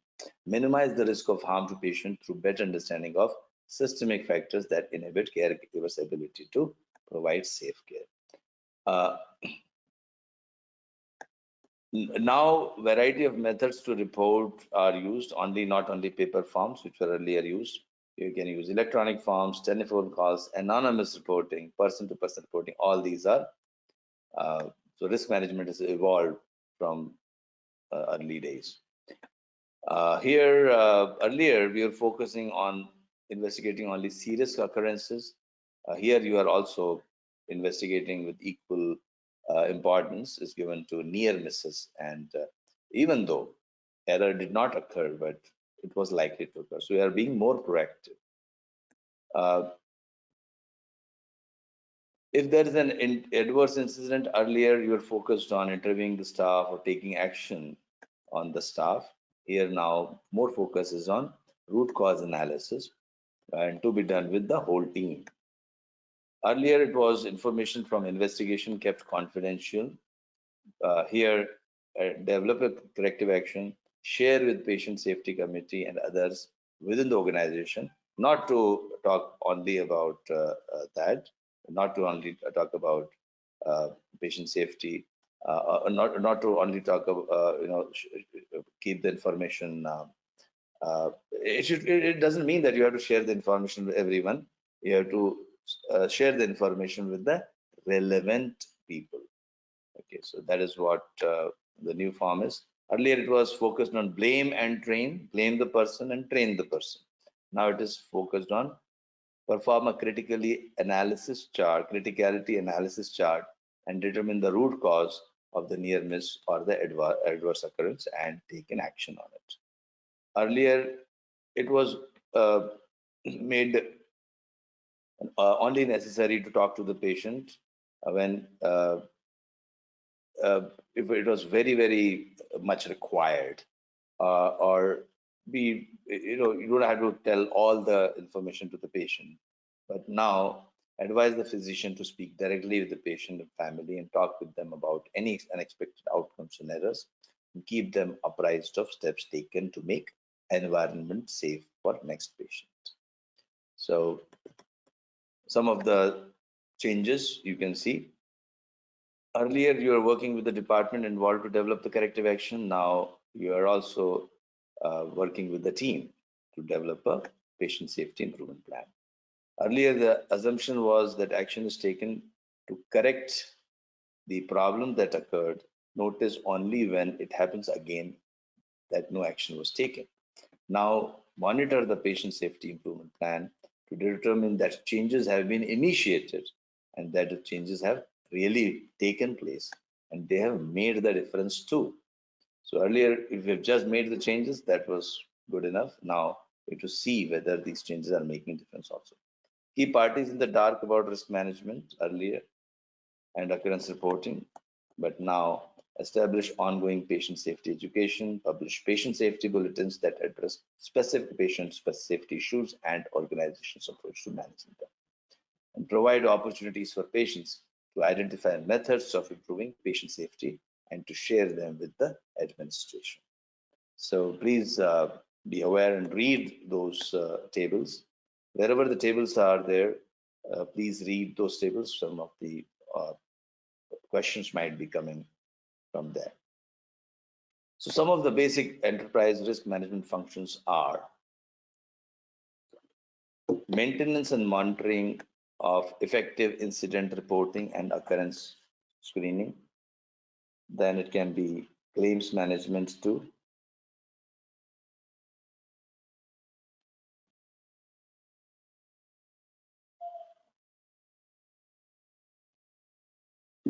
Then we have collaboration with the safety officer, collaboration with the financial department regarding insurance and other risk financing, regulatory compliance, and clinical and administrative responsibilities such as policy review, credentialing, contract review, internal and external reporting, and education.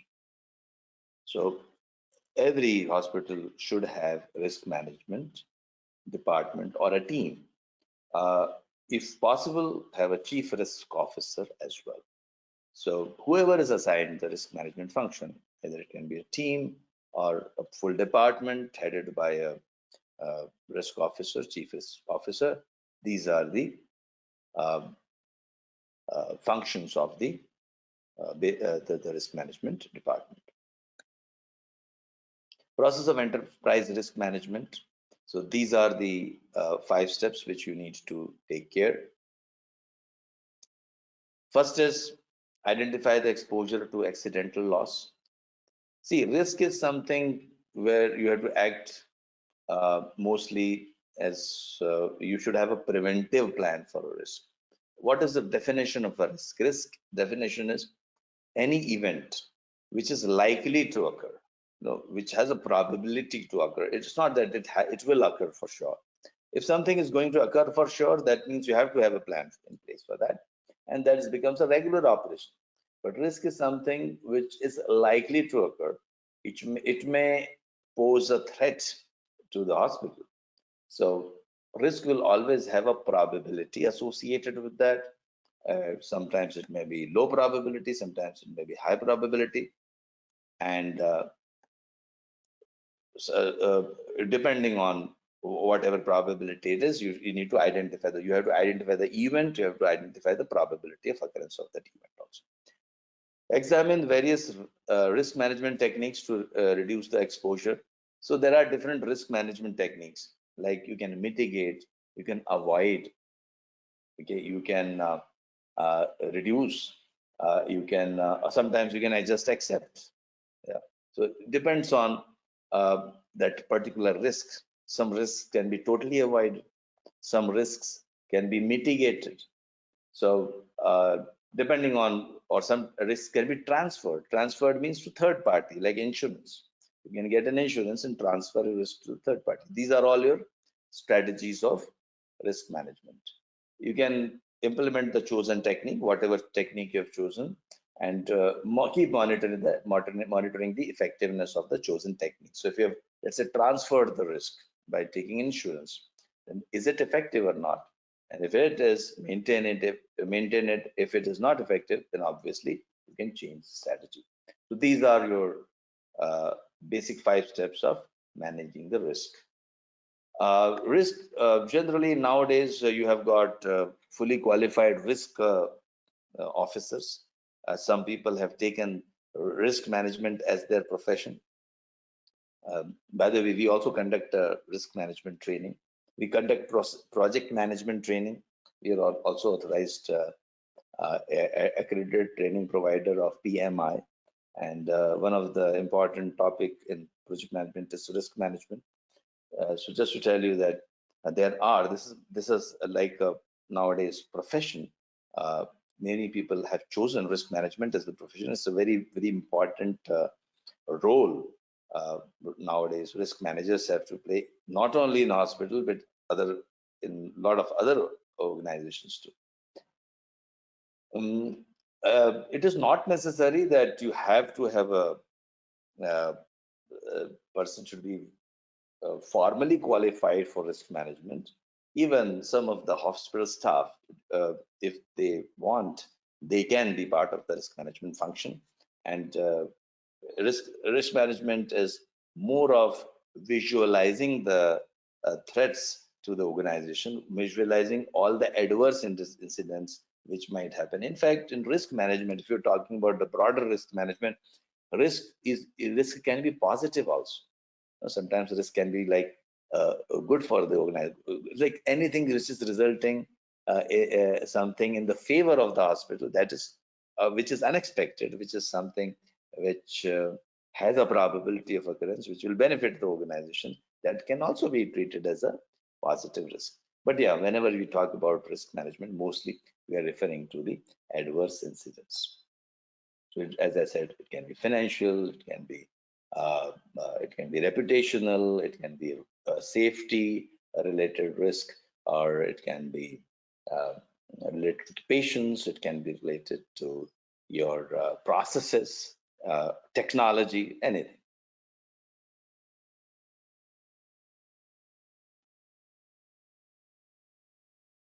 So such tables, just to tell you, you will get these tables like then and now, then and now. So just read those tables. Uh, at many places during the training session, we'll be referring to those tables. So read through them. They are self-explanatory, and sometimes you have situational question based on those situation, like earlier what was happening and now the new approach, what is you are expected to know.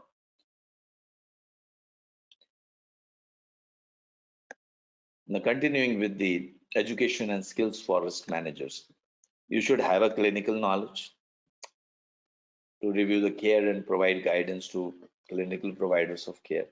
Yeah.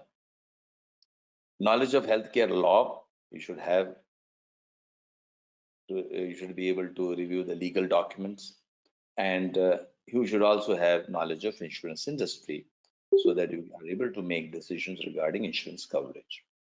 So you may have formal training or you may have informal training too, but these are some of the areas which you should be aware of.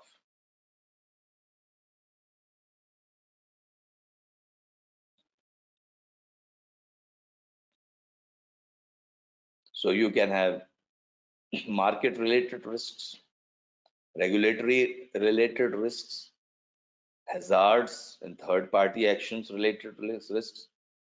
These are external risks. And then you can have internal risks like the financial, compliance, operations, strategic. Market related risk like quality ratings, they've gone down. Maybe patient satisfaction has gone down. It will influence or affect your hospital. Provider shortages, yeah, you are not able to provide certain health services. Regulatory can be like something related to government, and hazards and party actions like third party actions could be like lawsuits or natural disasters, biowarfare, and all facility management, etc., fire.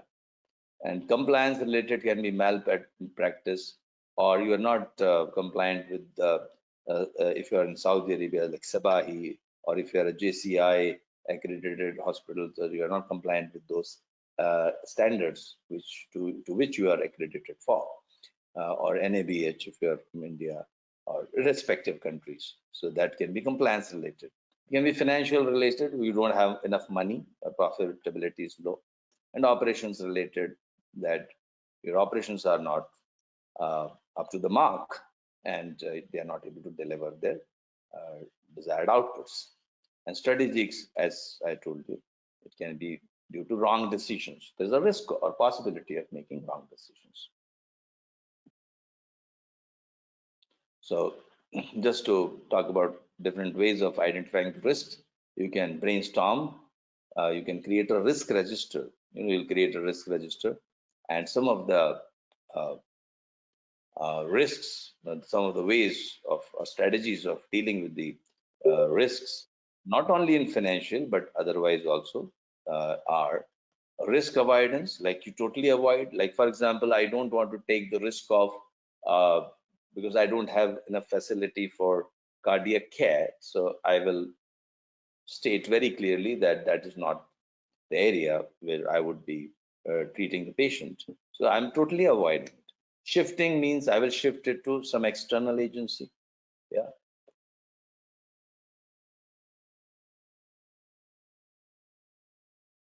And risk prevention will be minimize or eliminate risk by reviewing of contracts, provide staff education, taking action so that I am able to prevent that particular risk.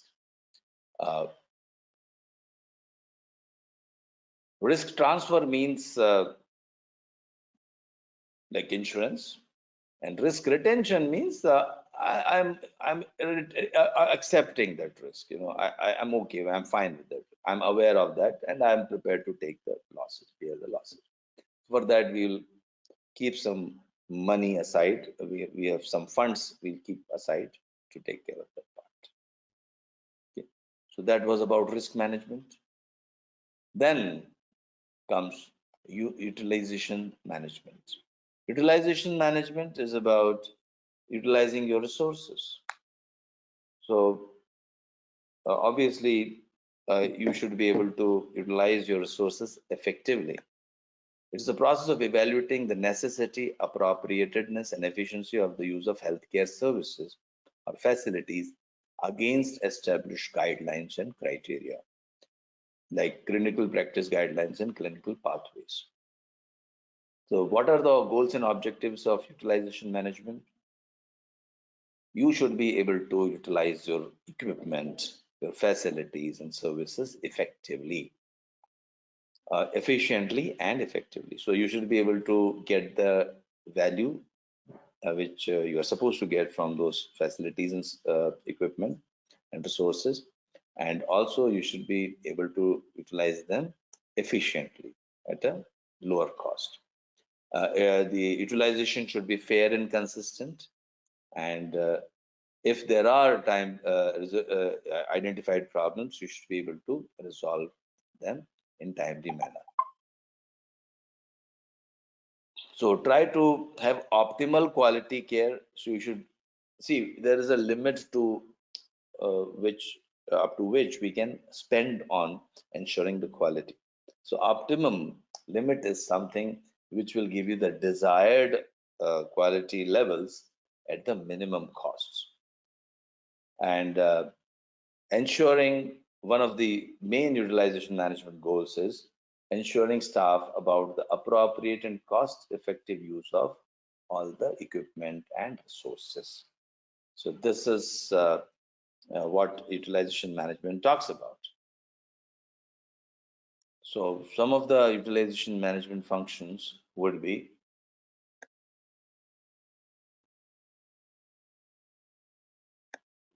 medical necessity appropriateness review against the specific criteria. Whether the criteria are fulfilling all the medical requirement as set by the government or the board. Discharge planning, where are you able to plan the appropriate discharge of the patients? How much time you are taking, so that you are able to utilize your beds effectively, because many times you are taking like 6 to 7 or 8 hours to take a discharge patient. You're not utilizing your facilities effectively because you are making the other patient wait, or even though otherwise also it is going to impact your costs adversely. Overutilization and underutilization of surveillance, both cases are not good for the organization. Quality of care and liability problems, staff education on resource management, leadership reporting related to utilization management indicators. How effectively we are utilizing our equipment. All these things should be reported in the dashboards. So these are the basic utilization management functions. And the methods of managing the utilization, institutional utilization, are prospective review, concurrent review, retrospective review, and focused review. Prospective review means the medical need for care is assessed before the care is rendered. Concurrent review is when it is being rendered. The review is performed at the onset or during the care. Retrospective is a review is done after the care has been provided. Focus can be concentrated on a selected sample of cases or data elements. how well we are utilizing our resources. So you can do prospective review, concurrent review, or retrospective review. Based on that, you will take appropriate action so that you are able to utilize your resources effectively. Okay. Generic screening focus on identification of errors of risks in the entire system of care in an institution. So it is a patient condition or a patient care event that might signal one or more problems in the healthcare system. So generally, generic screening is used to find the risks in the entire system in the hospital. Why the reviews are done? Why the reviews are done? Because we want to see the utilization, how well we are utilizing the equipment and the resources in our hospital.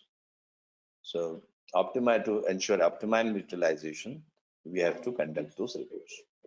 And reviews are generally, here we're talking about mostly the utilization management, but otherwise also in other cases, when you are reviewing the processes, you are also focusing on different reviews.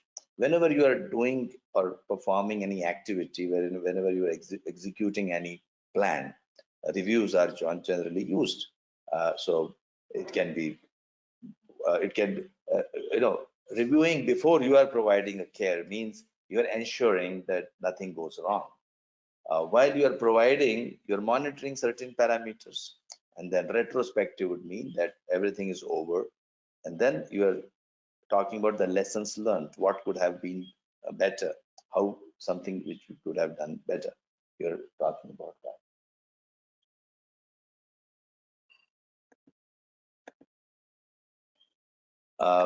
Also, you have to understand in most of the times in healthcare, you are talking about services. So there is a difference between services and products. And once you understand that part, this will help you to understand how healthcare system is different from other industries, which may deal with both products and services. So here you're talking about performances rather than objects, and they are intangible and difficult to measure or test. So although we said that everything can be measured, but yeah, in healthcare, it's not easy to measure everything. You have to develop those systems.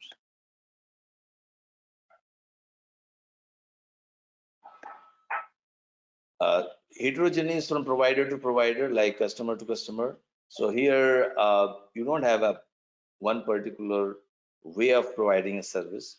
The service will be different for different customers. Unlike when you're producing a product, usually you'll see products are similar in nature.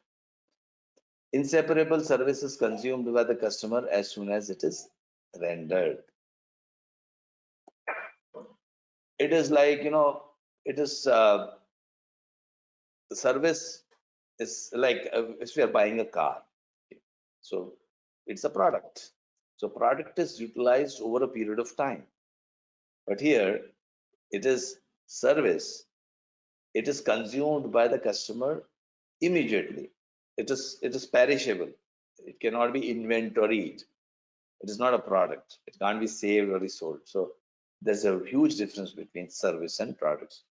Now, this is important for us to understand to maintain the quality of our services. So when you are developing your quality metrics, and we'll see this in performance management, when you're developing your quality metrics, mostly you will be using, apart from talking about cycle times or some measurements which are continuous data, most of the time you will be dealing with attribute data. And then there are different tools to deal with the different kinds of data. So most of the time, because you're dealing with attribute data, you will end up doing statistical tests like chi-square tests or analysis of variance or t-tests. So when we turn to that module of data analytics, we'll talk about that. You should be able to manage the demand of your services. You should ensure that during pandemics, you are well prepared. What is demand management? Demand of the services. Now, healthcare service is one of the services where you are trying to reduce the demand. If you see other service, like if you're a TV manufacturing company, you would like to increase the demand of the TV. If you're a car manufacturing company, you're trying to increase the demand of the cars. You'll tell people to use more and more of your products and services. But when you're talking about healthcare, actually you're trying to reduce the demand. Means you won't like people to be unhealthy, isn't it? Your effort is mostly to reduce the diseases, prevent the diseases. You'll not be happy like if people, more and more people fall ill. You'll not put more effort on that, isn't it? So you have to manage the demand. Now, both ways. So how to ensure, how to manage the demand? So uh, trying to be, trying to reduce the overall requirement of healthcare services. Especially this is true more in terms of the governmental support, like healthcare systems in most of the countries are supported by the government. So it also puts additional financial burden on the governments if you're talking about uh, uh, high demand of healthcare systems.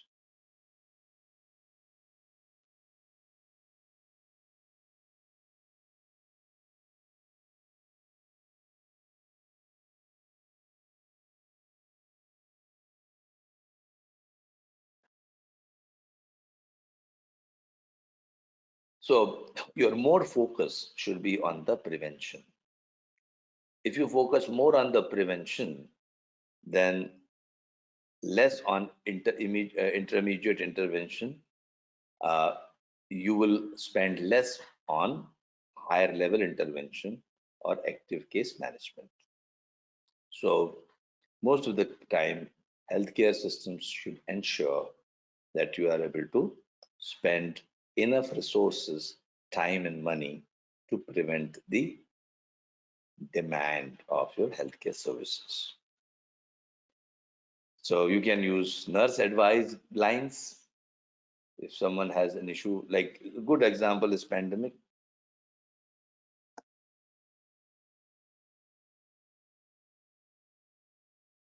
So we are talking about so you can take some of the services on the phone itself.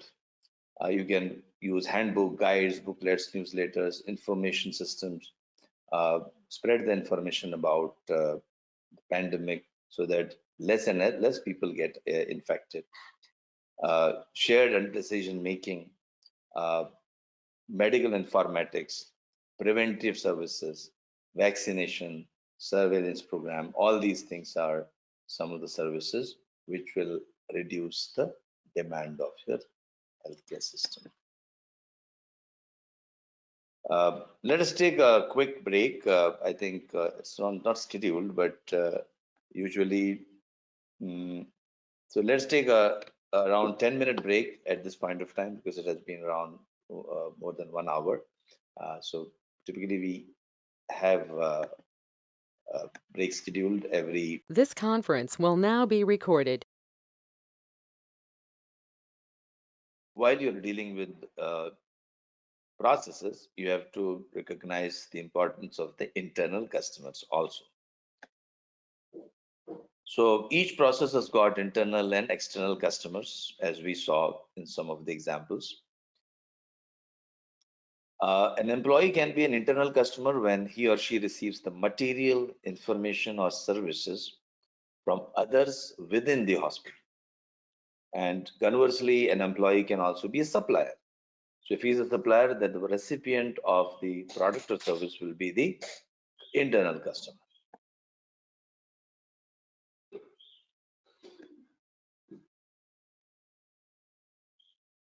When the employee provides material, information, or services to others in the organization or external customer, these customers will be the customers of that supplier.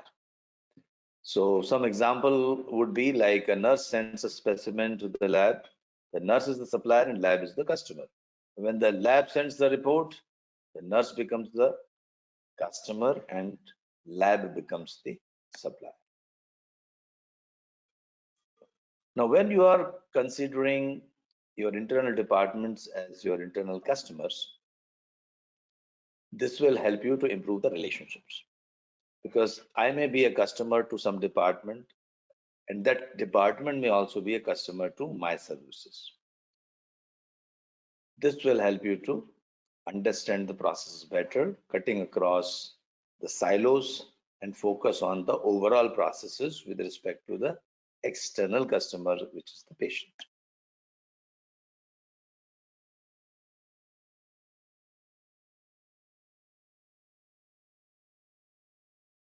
And when you are focusing on the processes and not on the departments or on the individuals, you will be able to identify the bottlenecks and then try to remove the bottlenecks in a better way. So this we'll see how it affects us when we are we're going to in the afternoon session, we'll be talking about the different process improvement methodologies. So how important it is to identify your customers. And when we say customer, it doesn't mean always the external customer. Even the internal customer is given the equal importance.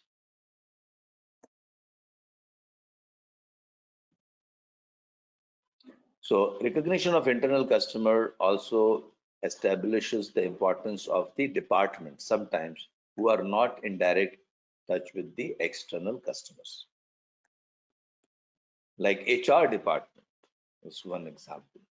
So HR department may not be in touch with the patients, but still it is very important because it is serving the employees who are in touch with the patients.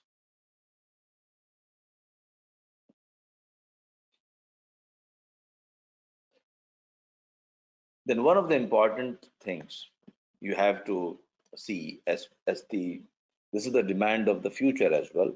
This is the demand of creating an agile environment as well. So we have to reduce the hierarchy as much as possible and make our organization flatter and flatter. So minimum layers will ensure optimum utilization of your resources. Unnecessary layers, unnecessary approvals are considered as wastes when we are talking about lean. Approval, too much of inspection, too much of checking, all these are considered as waste. So rather than focusing only on inspection, focus on the uh, inputs and processes, focus on the preventive measures. Hierarchy relates to the number of managerial levels in the organization, and one direct approach leaders can take to enable others to act is to modify the structure by flattening the organization so that employees can collaborate effectively and in a cross-functional manner rather than just being associated or reporting to one particular person. You should be able to communicate effectively across the departments, across the layers. Flatter organization will need decentralized decision making. Means it's not that only one top authority is always uh, making the decisions. Flatter the organization, it will be empowered employees. Employees will be more empowered.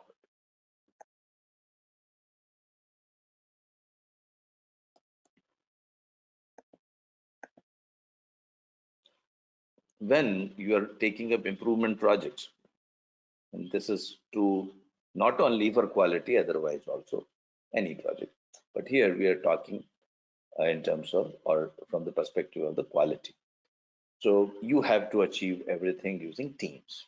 So when you are achieving any objective using teams, you have to understand that there will be 4 stages, or sometimes even 5 stages: forming, storming, norming, and performing.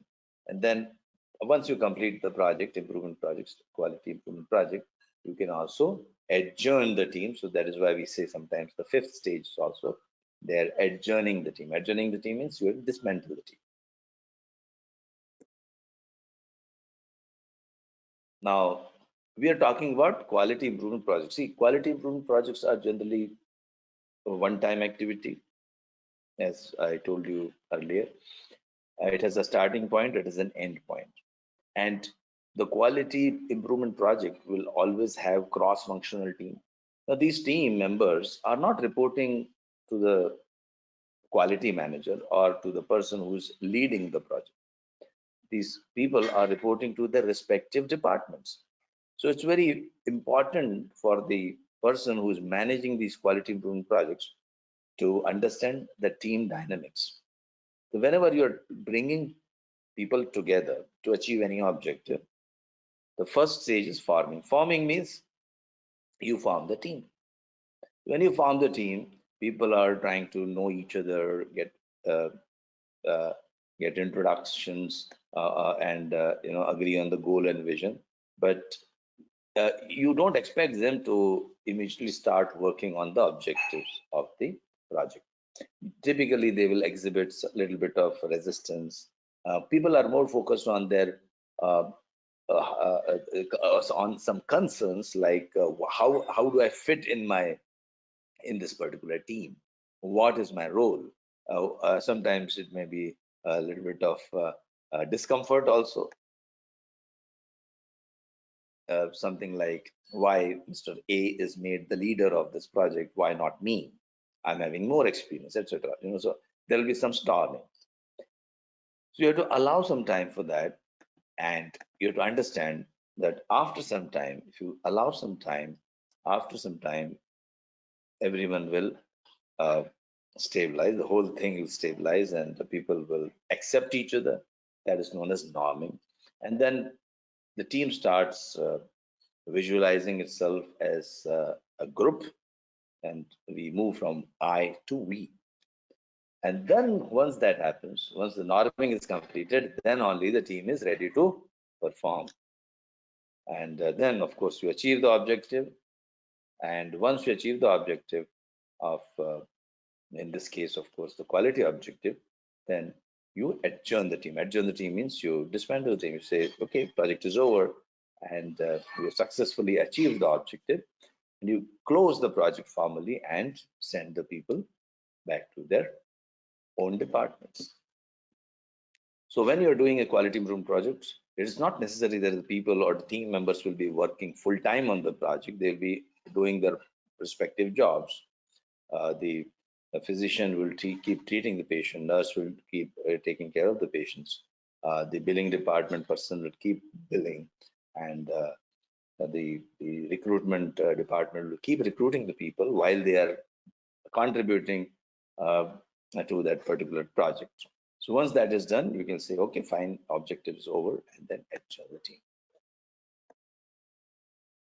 So when you are working in teams, you have to have the first meeting. First meeting is a kickoff meeting also, sometimes we call it as. You have to establish the ground rules and tell people how the meetings will be run and how the interaction will be. And at the end of the meeting, always summarize and discuss and set the next plan for the next meeting. So these are some of the things which you should ensure while you are working with the teams. So team should be used generally when the task is complex. You need people from different skills, people from different departments. So when it is task interdependence, you are depending on other people also, then you will be using the team. And if the top task objective is clearly defined, usually by a charter, as I showed you one project charter, then you will usually uh, use a team. So you need more multi-skilled people in the team and multi-departmental participation in the team. Then in this case, it's better to utilize a team. When you are working in the team, you have to evaluate the team's productivity, how much we are able to achieve with respect to the objective which we set. Satisfaction of the team members, how people are satisfied, happy while working in the team with other team members or not. and what did the individual achieve while working in the team. So if they get some good value out of it, that means you have uh, successfully managed the team. And if you have not, then naturally you have to improve in that area as well. When you are working in the team, you have to usually assign some roles. So you will have a leader, you will have a timekeeper, process owner, facilitator. Leader is a person who gives the direction, who inspires, motivates. Timekeeper keeps the time of all the meetings and all the assignments. Process owner is the person who is the subject matter expert, who owns the process and whose process you are doing the project. And facilitator is a person who is uh, who may be from the team or may not be from the, like maybe from the organization, maybe from the hospital, or maybe not from the hospital. He may be a consultant. But the facilitator's presence ensures that uh, all the activities related to the quality improvement projects are followed. So facilitator will build the rapport with the group. It will he or she will keep the team on the track, keep them focused, may help in resolving conflicts, and if coaching is needed, so the facilitator will be able to provide that coaching. Any roadblocks, impediments, challenges are there which the team members are facing, this facilitator will be able to remove. There's a concept of servant leadership also nowadays. So leader should not be only directive. Leader should be more like a facilitator. Leader should be more like a person who will ensure a good environment for the team to be effectively producing the results for the project. Using steering committees helps, especially in quality initiatives, because this ensures the senior management's alignment and support. The steering committee may not be only for senior managements, it can be any committee which is going to steer the whole initiative. So you will be running a lot of initiatives in the organization, quality related initiatives. So you can create steering committee, like for example, steering committee for lean implementation, steering committee for Six Sigma implementation, steering committee for safety. So you can have those initiatives run by group. It is an advisory committee consisting of stakeholders and experts who come together to provide guidance on a specific issue or a strategic objective. It is usually performed for a major initiative, a program or a project. These committees are self-managed teams and provide direction and focus by identifying and prioritizing improvement opportunities in the organization.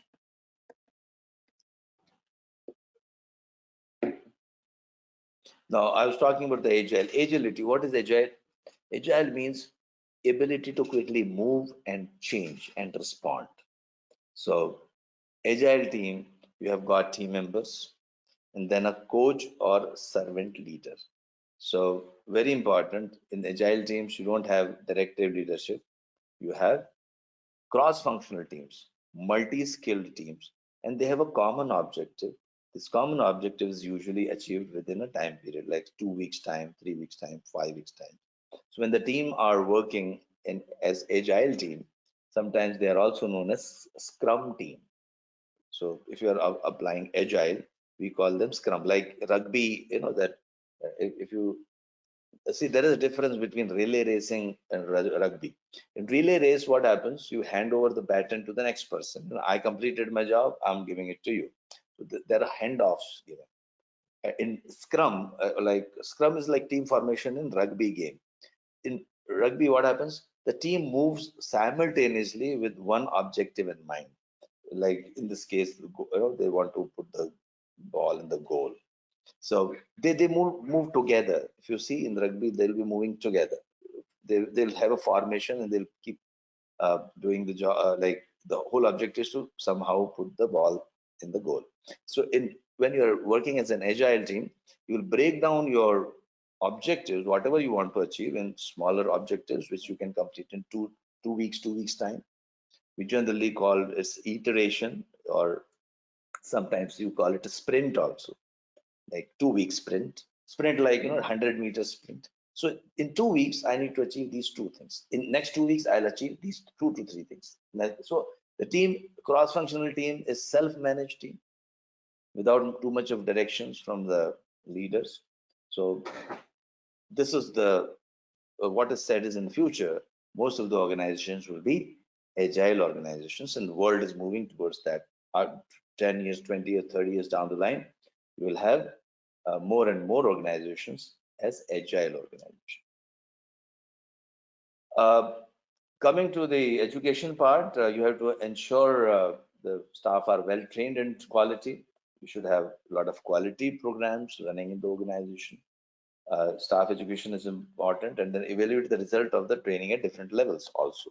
So here, educating all employees at all levels is very critical, because if only some people are aware of quality initiatives and others not, the whole initiative will fall down. So you need to train people as much as possible. And while you're training, you can evaluate the results of training at different levels. One is the reaction level. Reaction level means while conducting the training, you look at the people, you look at their reactions, you look how they're behaving during the training, and you get an you can identify how people are receiving the training, how participants are, how much they are satisfied. uh, Learning level will be, you can test them, you can conduct a test to assess how much they have learned. Behavioral level would be, is your training changing the behavior? So you are conducting a hand hygiene compliance training, and you observe them. Has their behavior changed? Have they started washing their hands? Incidence of washing the hands has increased or not? And the best evaluation, obviously, for a training is the results part. Results part means whether the infection rates have gone down. You may have conducted the hand hygiene training, but is it impacting infection rates? Similarly, some other example would be like if you're conducting FMEA training, failure modes and effects analysis training, or any quality related training, any tools like cause and effect diagram training, Pareto analysis training. Reaction level is how people are responding, are they understanding? Learning level will be testing them. Behavioral level, are they really using cause and effect diagram in their processes while they're solving the problem? And result will be using a cause and effect diagram, whatever they learned in the training, did they achieve some improvements? Were they able to improve some of the processes? Some of the staffing practices, you have to ensure that adequate staff to patient ratios. Many of the errors happen due to the longer shift working hours. So organization has to ensure that they follow proper staffing practices by maintaining adequate staff to patient ratios, and also not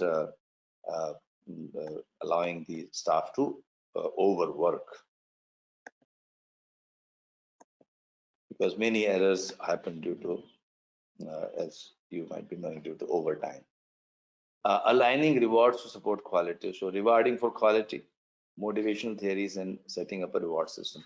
So rewarding for quality means you should establish rewards whenever some improvement is achieved. You should adequately reward the staff members. Certifications should be encouraged whenever people participate actively in any quality initiative. They should be rewarded. Leapfrog group was developed to reward healthcare providers that provide excellent care. Uh, so here, uh, uh, the group rewards are based on reliable use of methods to ensure patient safety, improved clinical information system, routine use of quality performance improvement, and routine engagement of consumers in healthcare decision making. Then we have Malcolm Baldrige Award. Malcolm Baldrige Award is the highest quality award in US, and it rewards the organizations who have established the systems. In some assessor come and assess the organization. They provide certain points on each of the different domains, like leadership domains, then process domains, then results domains, and how well you are taking care of your customers, etc. and they provide some points, and then all the points, once assessment is done, are accumulated, and then you know that, where do you stand.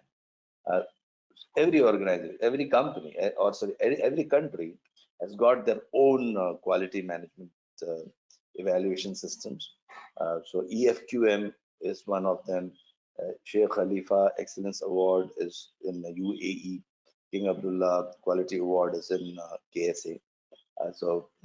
Ramakrishna Bajaj Award is in India.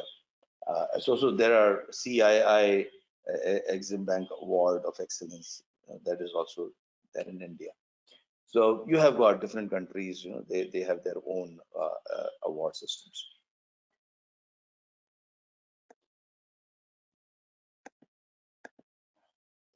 Some of the motivational theories you should be aware of when you are managing people, and of course, trying to motivate people towards quality.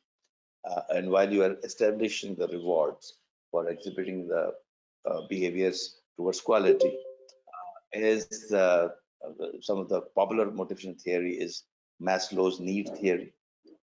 Another is expectancy theory.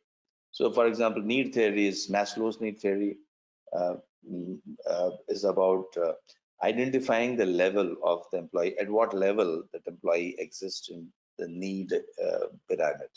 So you have physiological needs like food, water, shelter, etc. These are the basic needs. Safety needs are person would like to have a secure environment, security, uh, secure job, secure environment. That third is love and belonging. The person would like to stay in a community. He would like to be acknowledged by their peers, colleagues. Love, so then esteem. People, some person they would like to be to have esteem.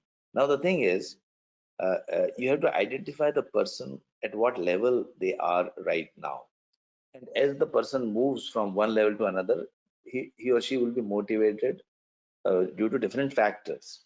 So if you identify a person is at basic need like physiological needs, so you can just provide more safety. So to motivate that employee, you may have to, maybe some monetary benefits can motivate that person. Providing a secure environment or job security can motivate that person. Suppose a person is already secured, and that is not a concern for such persons at level 2, then you cannot motivate him for providing more security or a little bit money here. That you will be able to motivate that person by increasing the sense of belonging, like for example, giving more responsibilities, more recognition in front of the peers. So that will motivate the person who is already at safety level 2. Then the person who's already having enough recognition, love, belonging, everyone recognizes the person, established very good uh, position within the organization or with the peers. Now this person then will be motivated by giving uh, higher responsibility, like, oh, you are made the regional director, you are made the group head, you are made the departmental head. So these things will motivate that person. And of course, if a person has achieved that, also he or she has got all esteem, people hold that person in high esteem and very respected person, then this person will be motivated by something what that person really wants to do in life. So that is known as self-actualization, the higher goal. Like, very few people reach that stage. Like Bill Gates, if you see, he'll not be motivated by money or acknowledgements, recognitions, or giving more esteem, but he might be because he's trying to help others, right, not his foundation. So I'm just giving an example. Uh, so here in this case, he will be more motivated if you tell him, oh, there is one uh, region which requires your help. There is a group of some few thousands of people who may require healthcare support, and then that he might be more motivated to do towards that particular uh, the job. So you have to first identify what level your employees are. Based on that, you will motivate. That is one need theory suggests. Expectancy theory is, if you're following expectancy theory, then what will happen? You are telling employees what exactly you should expect, what reward you will expect if you complete this particular job. So that will help you to motivate that person. So the theory is concerned with how individuals decide the behaviors to engage in and how much effort they should give to that behavior based on what they expect from that. Then equity theory is like input and outcomes. You do this, you will get this. Your effort. If you put this much of effort, you will get this much of reward. And procedural justice is talking about that create an environment where clearly established procedures are there, and employees know what kind of behavior is going to give what kind of reward, and there is no bias. Means people trust the system, so that which is known as procedural justice. So employees know what is expected from them. Employees know what is the uh, uh, what are the outcomes if they behave in the right way or if they behave incorrectly. So all these things, and they have a full trust in the system that procedure will be followed while giving the awards. So if that is the case, you can even create that environment and motivate the people. So it's your choice. There are different theories which people can use. Uh, this is something additional, like they will not ask you any questions on this, but one of the Gallup theories, they suggest that there are 12 factors that are critical to retain and critical to the retention and performance of employees. So if the employees answer more than, I think, 7 or 8 as yes, that means the employee is highly motivated. If they answer very few yeses, like less than 3 or 4, then it employee is not motivated. And you have to assess your team or your organization based on this survey. And based on that, you will find that how many are motivated, how many not, and then you will take an action. Like where are they, which are the areas where you are lacking, and you will take an action. Uh, Related to change management, let us talk of, see, there will be always resistance to change. If there is a resistance to change, that is very normal. No one likes change, including ourselves. So when you are dealing with a change, you have to first acknowledge that resistance to change is natural, and it is sometimes good, because if no one is resisting the change, that means people are not taking the change seriously, or they are uh, they're not evaluating the change whether it is beneficial or not. So if resistance is there, it is good, and it will be something sometimes serving uh, uh, positively for the organization. So as they say, only constant thing is the change. So each level of change will require different strategies. So what type of change? Is a long-term change, it's a short-term change, it is a drastic change, or it's like just a change of small procedures. Who are the people involved, and magnitude of the behavior that will be modified to make the required change. Generally, the basic change procedure is defreezing the status quo. Defreezing means whatever is happening, you will try to create dissatisfaction with the status quo. You'll say, oh, we are not performing well. We need to change, to develop the need. Try to develop the need for the change. Once you develop the need for the change, then you will be preparing the people for the change, whatever you are going to introduce. Then after that, introduce the change. And once the change had been accepted by, sometimes some people will be quick to follow. So they will be like your early supporters. It's usually 2 to 3% will immediately support you. Then 20-30% will be a little bit late, but they'll start supporting you. And then comes the majority who would follow, whatever others have done. So you have to wait for some time. Once the critical mass is reached, when like 50 to 60% of the people have start supporting your initiative, that it is a time to freeze the change. Means you will establish the systems, you will reward the new behaviors, and you will ensure that it sustains for a long time. You will train the people in the new behavior, and finally you will freeze the change. So these are the basic three steps which uh, implement whenever you are dealing with the change.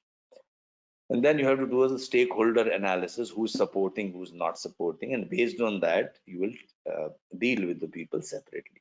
There are basically three types of resistances to your changes. One is technical. Technical means they don't want to learn new things. One can be political resistance. Political resistance means I don't want the new change because it appears that it will reduce my power, so I don't want that change. And the third is like can be the cultural resistance. Cultural means the whole group has a particular mindset and they don't want to change. So you have to deal with this change in a different way. Technical resistance, you will train the people. In political resistance, you will tell the person why this change is beneficial for you personally. That is how you deal with political resistance. And if it is cultural resistance, then you'll create the state dissatisfaction with the status quo, give them the vision, collectively let us achieve these, whatever you want to achieve, and then of course tell them the step. They'll tell them exactly what needs to be done, so you'll be able to manage the changes. First order change is small, relatively easy steps and requires minimal effort to achieve. It rarely has a significant impact on systems organizations. Like new form of the same product with a new vendor is one example of this change. Second order change is more complex. It requires a significant change in the behavior to achieve desired new ways. It can be new IT system upgrade, implementing Oracle or SAP system in the hospital, or implementing new guidelines, new clinical guidelines. All these are second order change. Depending on the change, you will choose the different change models. Uh, all change models are always talking about leadership commitment. So you have to get the leadership commitments. Communicate, communicate, communicate. That's very important. You need to communicate. I'm just taking 5 minutes, a little bit more, because I just like to complete this change part. And then readiness to change is the first and the most important step in the change management. So you should not introduce change immediately. You should make the things ready. That is why we call it as first defreeze the status quo. Like try to tell people that change is needed, create an environment for the change, create a need for the change. And once people are satisfied that change is needed, you can do by telling stories. You can tell, you can talk about the competitors, that they are ahead of us, etc. You're trying to create the need for the change. Once that is done, then you can introduce the change and freeze the change. Uh, Factors that reduce resistance to the change is one is fear. Yeah, that like it is associated with the unknown effects that the change will bring, and this fear can be reduced by clearly identifying the effect of the change effort and telling people that there's nothing to be afraid of. So removing that fear is one of the ways to handle the resistance. Some people who are not willing to make the change include setting goals, measuring performance, providing coaching and feedback, and rewarding and recognizing positive efforts. So that will reduce the resistance to change. And strategies to reduce resistance in people who are not able to perform new change include educating and training staff in the new skills and the use of various management techniques. Um, some other strategies are who don't have necessary knowledge, we will definitely train them. Communicate the proper change process and giving them a clear focus approach, being proactive rather than a reactive approach. That will reduce the resistance in the people who don't have enough knowledge. So provide them enough knowledge about the change and they will be ready to change. At a conceptual level, The change problem is a matter of moving from one state. So you are at one state and you'll move to another state. So how will you do that? By transforming all the models. Are the models of change to be understood for the exams? Yes. So you need to just go through them. Just need to go through them. They'll not ask you very specific questions related to describe this model or this refers to what model, but understanding of the model should be there. But uh, the situational question might be there related to. So what would you do? So in that case, you have to give up appropriate suggestion. Transform goals are concerned with the identifying differences between the two states. Reduce goals are concerned with the determining way of eliminating these differences. And the apply goals are concerned with the elimination of these differences. So you are at one stage and you want to reach the other stage. So completely you want to transform. Like you are at one stage, you are, let's say, you are using manual services and you would like to automate everything. So that is like you're transforming the whole thing, right? Reduce goals are, let's say, you have got infection rates you'd like to reduce. So changing from one stage to another state. Then apply goals are concerned with the elimination of those differences. Now, just to tell you the details of all these changes, all the things, whatever I'm describing, they are given in detail in the book which is provided to you, which book I've already informed to you earlier about this book. This is HQ Solutions, a resource for healthcare quality professionals provided by NAHQ. So this, all the things, whatever I'm describing are described in detail in this book. If you want to get more elaborate explanation, you have got Janet Brown book, which also we have provided to you. So you can refer to that particular chapter in Janet Brown book also. So that will also help you to understand uh, the details of each and every topic. So sometimes, it might happen that some topic for some people might be a little difficult. So you can always refer to that particular topic. Okay. So I think uh, I'll just complete this PPT before we take a break. So there are some basic change management strategies. Empirical rational means uh, here people are rational and will follow their self-interest once it is revealed to them. So change is based on the communication of information and offering of incentives. So here here the assumption, and if you see the people are rational and they are following the self-interest, if it is told to them, then in this case you will communicate the information, train the people and give them the incentives, and you will be able to bring in the change. Normative re-educative would mean, and this is an assumption, that now here if the people are social beings and will adhere to cultural norms and values, if you see the people are following, they're more focused on the culture and the values. So here the change is based on redefining and reinterpreting the existing norms and values and developing commitment to the new ones. So then here you will be changing the values, changing the norms, rather than training the people in the new technique. So you'll focus on the values. And power coercive means, if you see the group is mostly, mostly focused on following. They are mostly followers. They just follow the authorities and laws and regulations. Then you can use power coercive approach of bringing in the change. Like tell the people from tomorrow, this is what the new rule is. Environmental adaptive means you change the environment. People are more influenced by the environment. So you change the environment. Sometimes you see you change the look of your office, suddenly the behavior changes. Some good example would be in some of the countries when people are resistant to bring in new forms of governance or new